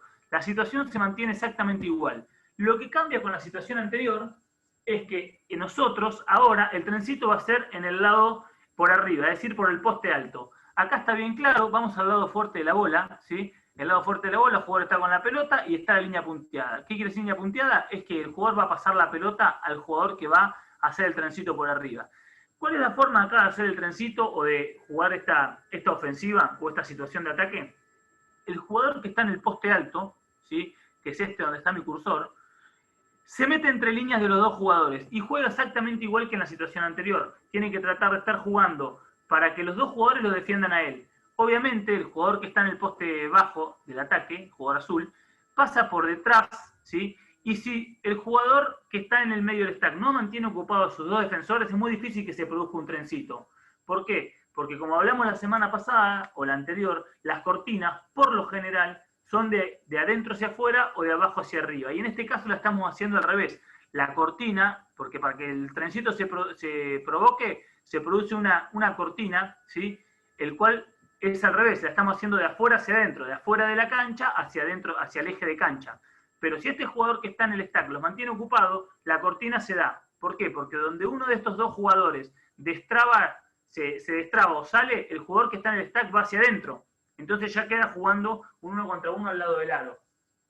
¿Qué es lo que pasa en esta situación? El jugador que está abajo tiene que venir y poner la silla de él en la parte trasera o delantera, porque acá la mayoría de las veces, o muy probablemente ustedes van a ver que los jugadores que están en la parte superior, en el poste alto defensivo, están con la mirada hacia el aro que atacan. Entonces, puede ser que pongan la silla en la parte trasera o delantera. Lo importante es que traben la silla de una forma tal que la silla del jugador del poste alto defensivo quede trabada para que no pueda pasar y defender al compañero. Entonces, ¿qué hace? El jugador que está atrás siga en el cursor y la flecha está marcada, ¿sí? Y hace una cortina al costado de la silla, atrás y al costado, ¿sí? De la silla. Y el jugador que estaba en el stack aprovecha ese movimiento y hace un rulo hacia atrás para meterse por detrás de él y recibir la pelota en el eje, ¿sí? Cerca del aro y tomar un lanzamiento. Ustedes acá se pueden estar preguntando qué pasa si el jugador que está con la pelota antes de iniciar el pase salta en ayuda. Bueno, si salta en ayuda no sería lo lógico, porque si salta en ayuda del trencito que se produjo del lado que pasó del lado débil, este jugador que tiene la pelota iría a entrar en bandeja solo hasta el aro. Entonces, se pueden producir muchas situaciones, depende de cómo el entrenador quiera romper ese trencito. Por lo general, salta el jugador de abajo, ¿sí? A defender el trencito, y una vez que saltó el jugador de abajo, el jugador que hizo el pick, que está arriba, ahora, haciendo el pick, rola y se va para adentro. Entonces siempre se transforma en un 3 contra 2, porque uno de los dos jugadores queda trabado. Entonces, esos son los trencitos, que puede ser por arriba o por abajo. En estas situaciones por arriba, pero también es importante que tengan en cuenta los factores más importantes, como hablamos siempre en el básquet en silla de rueda, son los ángulos y los espacios. Uno como jugador, o como entrenador en este caso, tiene que dar la orden de que los jugadores perciban o sepan en dónde está el espacio para atacar. Donde esté el espacio para atacar es indistinto donde yo haga el trencito, si es por abajo o por arriba. Obviamente en el 3 versus 3 se producen, va a haber más espacio que en el 5 versus 5, por una cuestión lógica de que no hay 10 sillas, sino que hay 6 sillas jugando. Entonces va a haber más espacio y el trencito va a salir más fácil. Y obviamente, como son los tiempos de posesiones más cortos, obviamente uno tiene que tomar decisiones en un tiempo más chiquito, es decir, en 12 segundos, mientras que empieza la situación y se producen estas situaciones, estamos ya faltando 4 o 5 segundos, ¿sí? Entonces te da opción a un tiro. Esos son los factores a tener en cuenta en esta situación específica del trencito. Bien, del trencito que hablamos recién. Vamos a la siguiente situación. Siempre, la semana pasada, para que quede claro, hablamos de situaciones 3 versus 3, pero eran situaciones específicas que se producían con un solo pase de pelota, ¿sí? Con un solo pase del jugador del eje siempre, y se producía la situación. O también lo vimos con un jugador del costado, pero era una sola situación. Acá estamos viendo dos situaciones, o también pueden ser 3, hasta 4 puede ser en el básquet 3 versus 3 por el tiempo de posesión. Pero tiene que ser muy rápido y muy dinámico para que sean 4 situaciones en una sola jugada de 12 segundos. La siguiente situación es, la pelota va al poste alto, un poquito más afuera del poste alto, ¿sí? Donde está el jugador azul. El eje le da la pelota al jugador del poste alto. Y el jugador que está en el poste medio, del lado derecho, viene a realizar una cortina al jugador del eje, el cual pasa la pelota y obviamente, después de pasar la pelota, ¿qué hace? Acá está en esta siguiente situación, va a reemplazar, ¿sí? al lugar donde vino la cortina, es decir, se va al poste medio del otro lado, del lado derecho del ataque. La pelota sigue estando en el poste alto del lado izquierdo, ¿sí? Como ustedes la ven acá, la pelota está en el poste alto del lado izquierdo, y el jugador que está abajo, que está acá donde yo tengo el cursor, que es en el poste bajo, poste medio sería, este es el base, el que empezó la situación. Cambiaron, lo único que pasó acá, hubo un cambio posicional, ¿sí? Hubo una cortina, puede haber salido o no, pero como están las sillas puestas, hay un cambio posicional nada más. ¿Qué situación es la que vamos a ver en esta jugada o en esta ofensiva? Luego que pasó, la pelota sigue en el poste alto del lado izquierdo, y lo que va a pasar es esta situación, ¿sí? Que el jugador que vino a cortinar primero el eje es el que luego se va atrás del stack para poder tomar un lanzamiento, ¿sí? Jugador del lado fuerte que tiene la pelota va a realizar un pase, ¿sí? Hacia el lado opuesto al jugador que está detrás del stack para tomar un lanzamiento. Toda esa situación, nosotros, por ejemplo, una vez que recibe la pelota, más o menos, para que tengan una idea, le van a quedar entre 4 y 6 segundos. Si todo sale como planeamos, porque muchas veces la defensa nos dificulta mucho, y bueno, y tenemos que ir a tomar decisiones rápidas. Entonces quedan entre 4 y 6 segundos. Ustedes imaginen ahí, ¿se puede hacer el tránsito con pelota? Se puede hacer el tránsito con pelota, sí. Pero la situación más fácil en 4 o 5 segundos, y en el básquet en silla de ruedas en sí, es tomar un lanzamiento detrás del stack. Fíjense dónde está, es un lanzamiento a 5 metros, ¿sí? Es un lanzamiento cómodo, y en esa situación terminaría esta ofensiva. Como vieron en todas estas ofensivas, redondeando las 3 que vimos, las 3 situaciones fueron con 2 pases, ¿sí? Hubo 2 pases, salía del eje la pelota, iba hacia un poste alto y después se revertía la bola hacia el lado opuesto o al famoso trencito por abajo y por arriba. Estas situaciones se pueden dar mucho en el básquet en silla de ruedas, y es más, se dan en el básquet en silla de ruedas. Nosotros jugamos un Panamericano de básquet en silla de ruedas en el 2014, no me acuerdo, 2014-2015, era distinto el reglamento, se jugaba en toda la cancha, pero las situaciones se producían. Así como estamos viendo acá, uno, tal vez si esto lo ve en cancha, lo puede leer mejor, pero las situaciones se producen constantemente. Lo único que nos corre acá es el tiempo, que son 12 segundos. Pero las situaciones de 3 versus 3 están siempre. Y como decimos, y como les dije varias veces, hay que tener en cuenta que en el 3 versus 3 los ángulos y los espacios son más grandes, entonces tengo una mayor fluidez para moverme dentro de lo que sería la zona fuerte o la llave, que sería la zona más picante del básquet, de donde más se producen los goles, y mayor porcentaje de gol hay, menor porcentaje de pérdidas, mayor porcentaje de pérdidas. Bien, terminado el 3 versus 3, después me pueden hacer las preguntas que quieran, no hay ningún problema. Vamos a pasar a una ofensiva a otra ofensiva nuestra que tenemos en la selección, el cual nosotros usamos frecuentemente. Por lo general la usamos entre 1 y 2 veces por partido, es decir, una vez por tiempo, son situaciones específicas para un lanzamiento de 3, y como dije anteriormente, pueden pasar muchas situaciones dentro de esta ofensiva.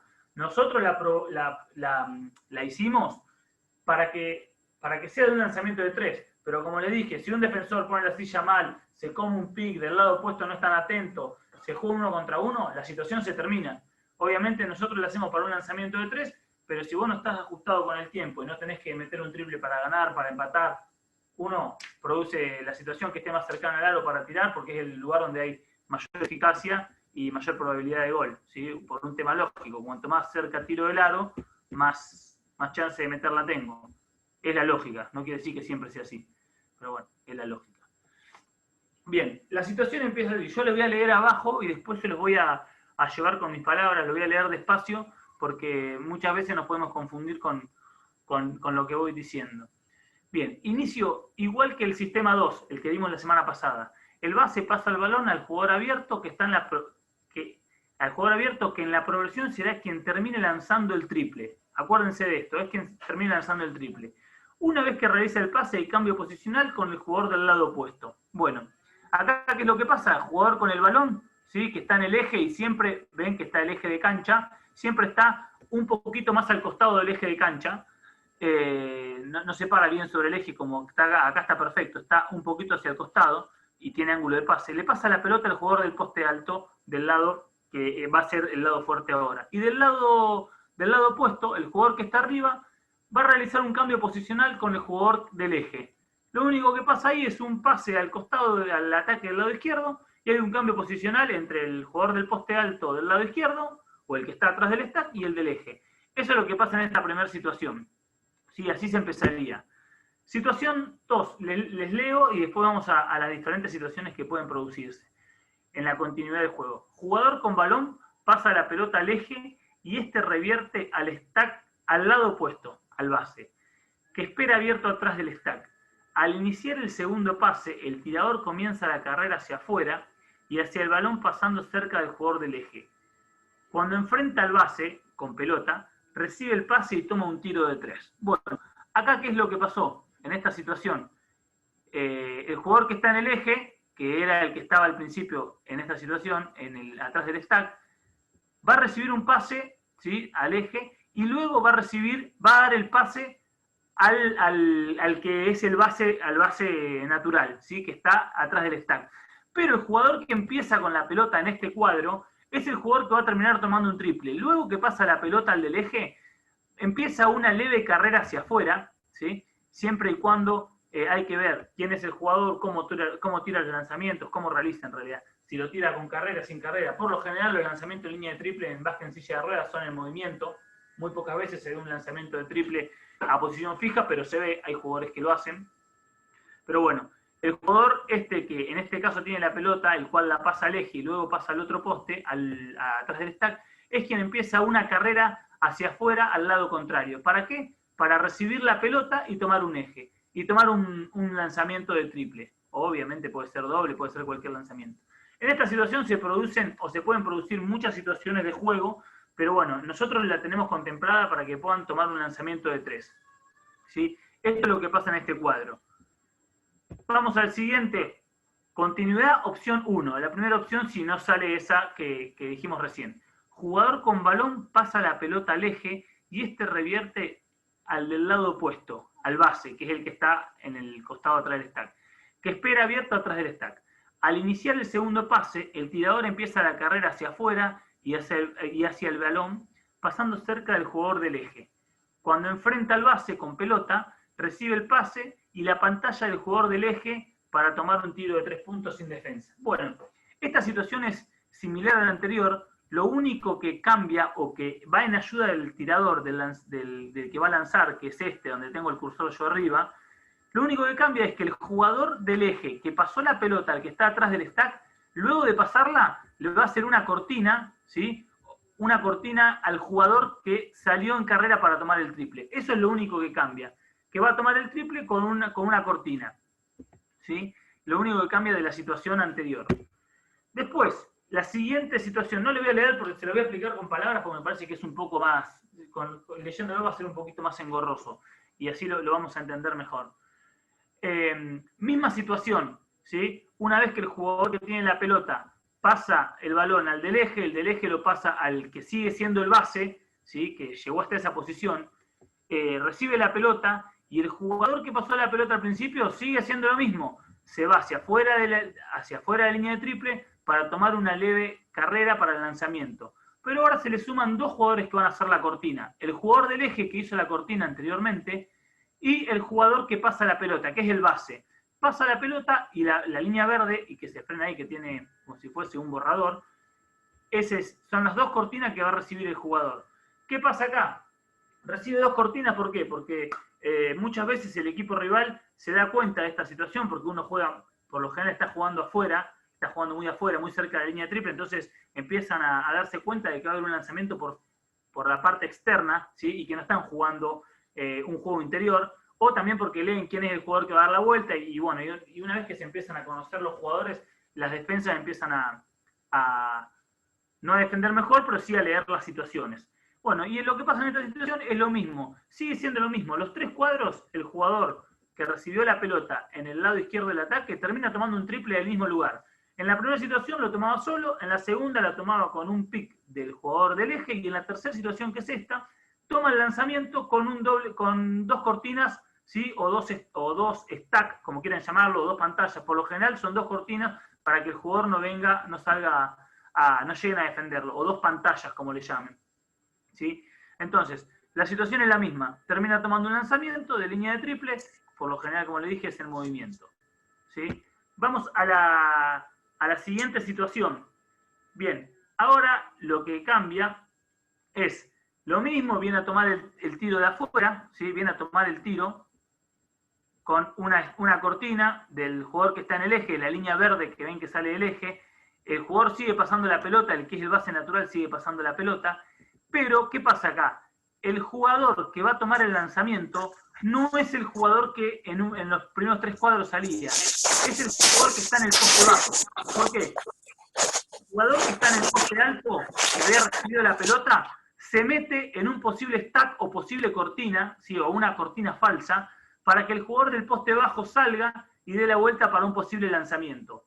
¿Sí? Es una situación más para sumarle dificultad a la defensa, para que no nos lea lo que vamos a hacer. Entonces, ¿qué es lo que cambia con la situación anterior? Que el jugador que tira ahora el lanzamiento es el jugador que está en el poste bajo, ¿sí?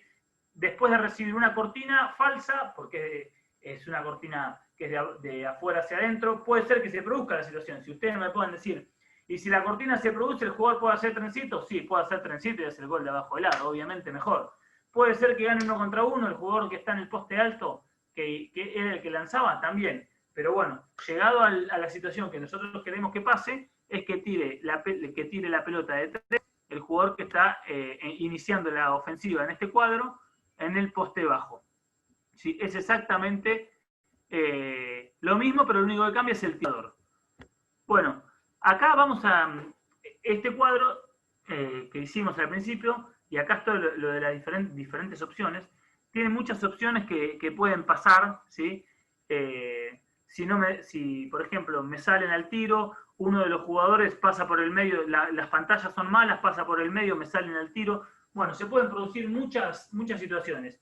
La primera, esta sí se las voy a leer para que quede claro igualmente, además de estas situaciones que yo les leo ahora, ustedes pueden estar viendo muchas situaciones más que son totalmente válidas. No quiere decir que las que ponemos nosotros acá sea la única o es la palabra verdadera, no. Acá nosotros le damos una situación ofensiva que nosotros hacemos, por lo general, como le dije, 2 veces por partido, o en alguna situación donde uno tiene que acercarse al tanteador o diferentes lecturas que podemos hacer nosotros desde el banco. Bueno, continuidad 3. Jugador con balón en línea de 3 puntos, recibe cortina y ataca el balón cerca de quien cortina, pudiendo así tomar varias opciones. El jugador que recibe las cortinas es el jugador que está afuera con la pelota, ¿sí? Y recibe las cortinas del jugador del eje, entonces ataca por dentro, y las diferentes opciones son las que ustedes pueden estar viendo y analizando en este cuadro. La primera opción, como siempre dije, es el lanzamiento de 3, no salió, es la cortina del eje para que pueda tomar un tiro, o en su defecto, una vez que le hace la cortina, que hay un ángulo de cortina, obviamente me van a salir al tiro, entonces el jugador que realizó la cortina hace un pick and roll, ¿sí? Hace pick y rola, entonces el jugador con pelota se la pase para que tome un tiro del eje, es otra de las opciones. Otra opción es la línea, como ven acá, la línea verde punteada, es que se produzca la primera cortina, salga de la cortina, entonces le salta en ayuda el jugador de que está jugando el aclarado y el jugador de ataque le pase la pelota para que tome un tiro cerca del aro, que eso sería, dentro de lo eficaz, lo que más probabilidad de gol nos da, porque como les dije, el tiro al lado del aro, por lo general, la mayoría de las veces, no es que lo diga yo, esto está por estadísticas, se convierte más del lado del aro que de lejos, ¿sí? Pero bueno, sería una de las opciones más claras en caso de que se dé. Pero para que se dé estas opciones, tienen que pasar diferentes circunstancias en la defensa, ¿sí? Otra opción que no está marcada en el cuadro, que yo estoy leyendo acá, es que el jugador rompa con un dribbling y después pase la pelota del mismo lado que está a un posible tiro detrás del stack. Es decir, en cada situación tenemos muchas situaciones para romper y para ir hacia adentro. Después depende siempre de cómo esté posicionada la defensa, cómo nos defienda a nosotros las diferentes situaciones que tengamos las podamos aprovechar. Tiene mucho que ver en esto el reloj de posesión, cómo vaya el partido, pero bueno, esta es una situación, sacando el contexto del partido, una situación para que ustedes puedan tener algunos tipos de ofensivas en la cabeza o algunas jugadas también. Esta jugada muchos nosotros también la utilizamos cuando, por ejemplo, se pide un minuto o queda poco tiempo de posesión del reloj, entonces directamente uno ya se posiciona y sabe que haciendo esta situación podemos tomar un tiro de 3 puntos. Obviamente cambian un poco los movimientos o las posiciones, pero con esta situación que nosotros le damos se pueden lograr muchas cosas, muchas situaciones ofensivas. Algo diferente a lo que vimos la semana pasada es que la situación que vimos la semana pasada era simétrica. Si uno movía la pelota durante los 24 segundos, ¿sí? O los 18 que vos tenés una vez que pasás a mitad de cancha, va a mover la pelota y siempre van a estar los jugadores en la misma posición siempre y cuando se respeten. En esta no va a ser así. Si nosotros pasamos los 18 segundos, los jugadores, como ven acá en esta posición, estamos cargando de un lado. Del lado derecho tenemos 4 sillas de ruedas más las 4 que defienden y del otro lado tenemos una. Entonces, ¿qué quiere decir? No va a ser simétrica esta situación, es totalmente asimétrica. Se va a producir la situación a medida que nosotros, o que el ataque y los jugadores quieran ir haciendo, o depende de lo que ellos quieran o cómo vaya el planteador. Así que bueno, estas son algunas de las situaciones más simples que nosotros podemos ver para un lanzamiento de 3 o una situación en común. Así que bueno, la siguiente. Bueno, nada, ahí terminaban las dos. Muchas gracias y bueno, cualquier pregunta que tengan, obviamente, no hay ningún problema, me la hacen, por más de que sea la pregunta, porque surgen muchas dudas a partir de que uno empieza a ver estos cuadros. Así que, Carlitos, si hay alguna pregunta, obviamente... Manuel, una cosa previa, ¿sí? Antes de que lleguen las preguntas. Ponerlo un segundo en el dibujo 6 y 7, y después vamos al número 12. ¿Sí? Bueno. Ahora que llego porque soy medio malo con la computadora. Este es el 6. Bien. Por ahí lo aclaraste, yo me perdí. Lo que nosotros buscamos en el 6, tanto como en el 6 y en el 7, el jugador que ataca con balón siempre está en situación de mismatch. ¿Sí? Es alto con bajo. ¿Por qué? Porque si está alto con alto, se le hace muy dificultoso poder pasar la pelota. Entonces, tanto en el 6 como en el 7, en la figura 6 como 7, siempre se busca atacar, ¿sí? Del lado donde hay superioridad de altura, no tanto de juego, sino de altura. ¿Por qué? Porque eso les permite después poder hacer un mejor pase, ¿sí? Recuerden que en el básquet ya no se salta y no se pueden pegar tanto, entonces la situación de mismatch provoca una ventaja. Y en el 12...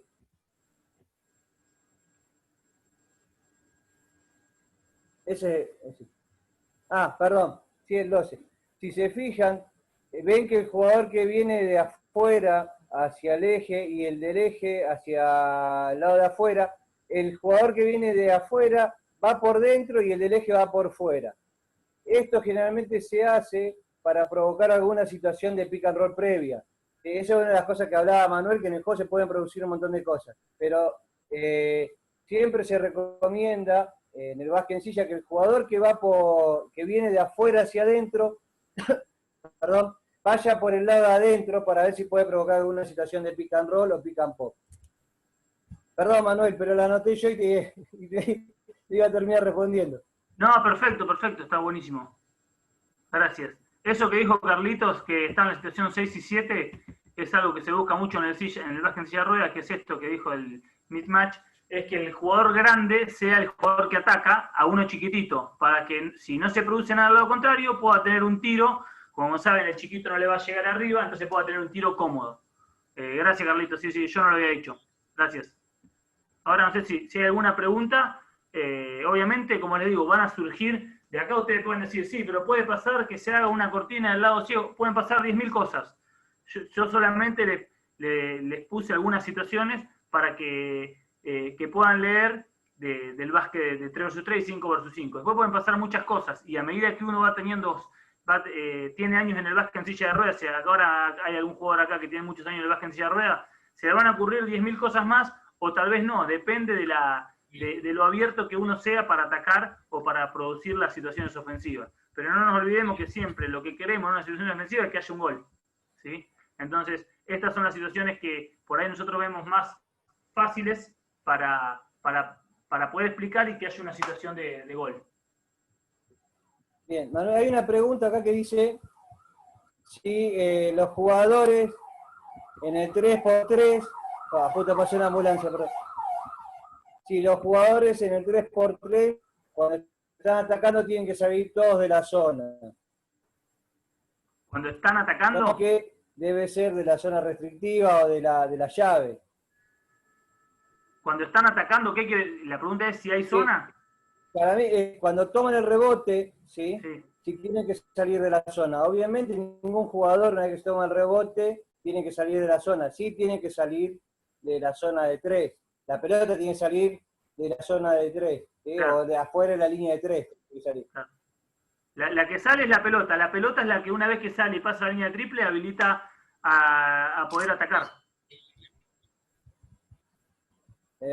Y había un par de preguntas más. Que te lea una.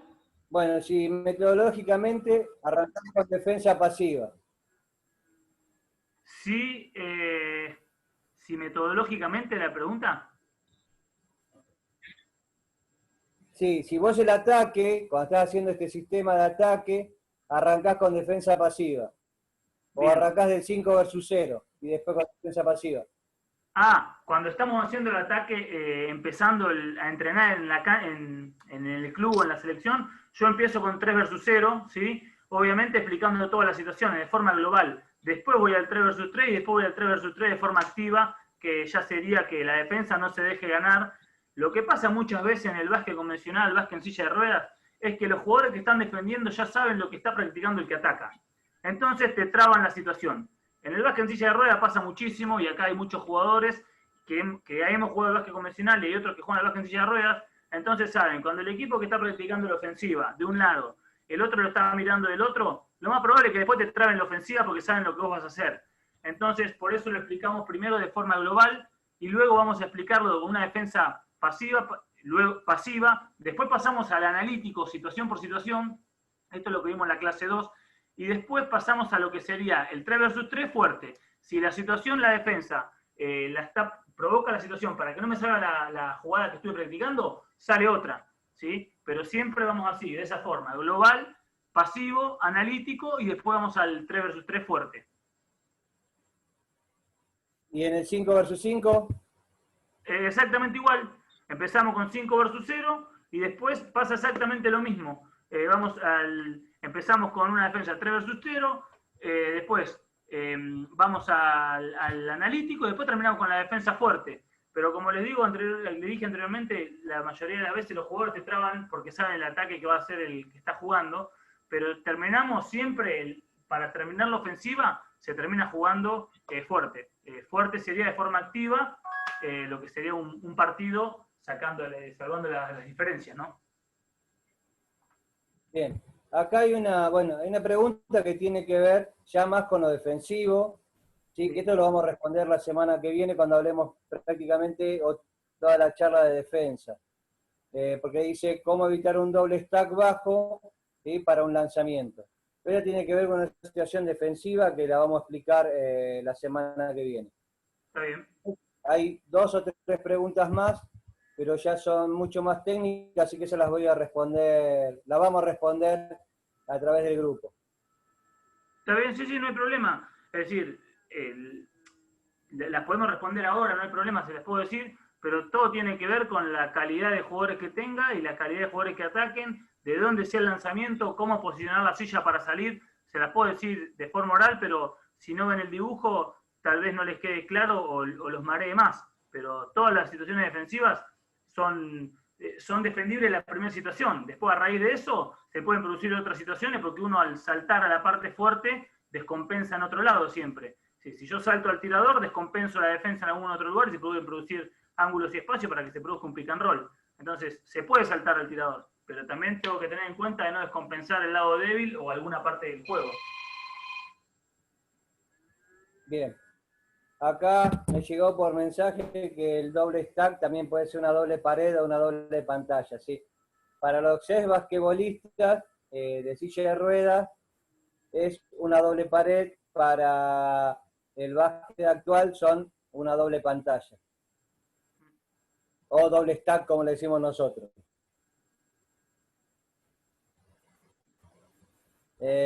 Bueno, no sé si hay alguna pregunta más. Hay un par que sí que quedaron pendientes para que ya saqué foto para responderlas. Buenísimo. Si hay alguna otra pregunta, no hay ningún problema. Y si no, bueno, agradezco a todos por escuchar. Y obviamente, como les dije hoy, les digo todo, la única verdad es solamente cuando vemos la parte teórica. Después en la cancha se producen muchas situaciones que uno puede leer o no y las puede llevar a cabo. Pero uno puede estar viendo esto y puede estar diciendo yo haría otra cosa y es totalmente válido, como también es válido la postura mía o la de cualquier entrenador.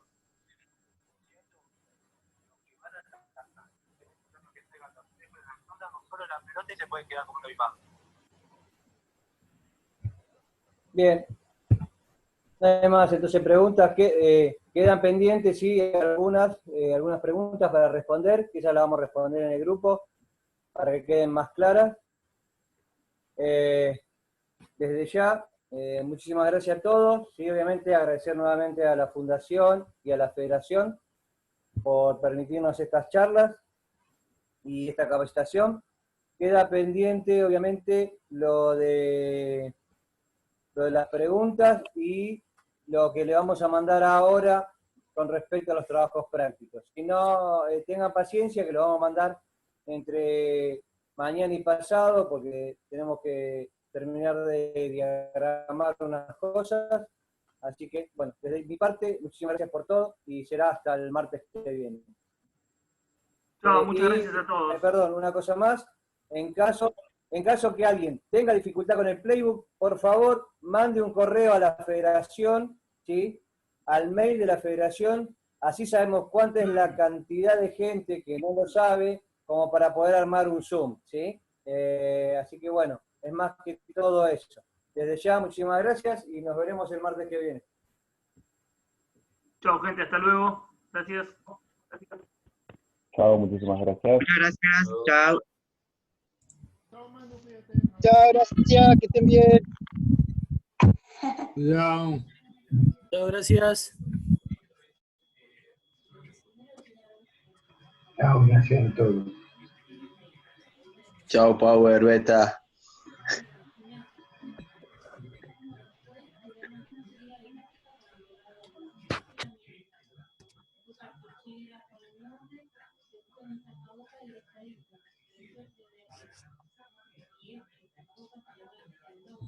Gracias. Gracias. Chao.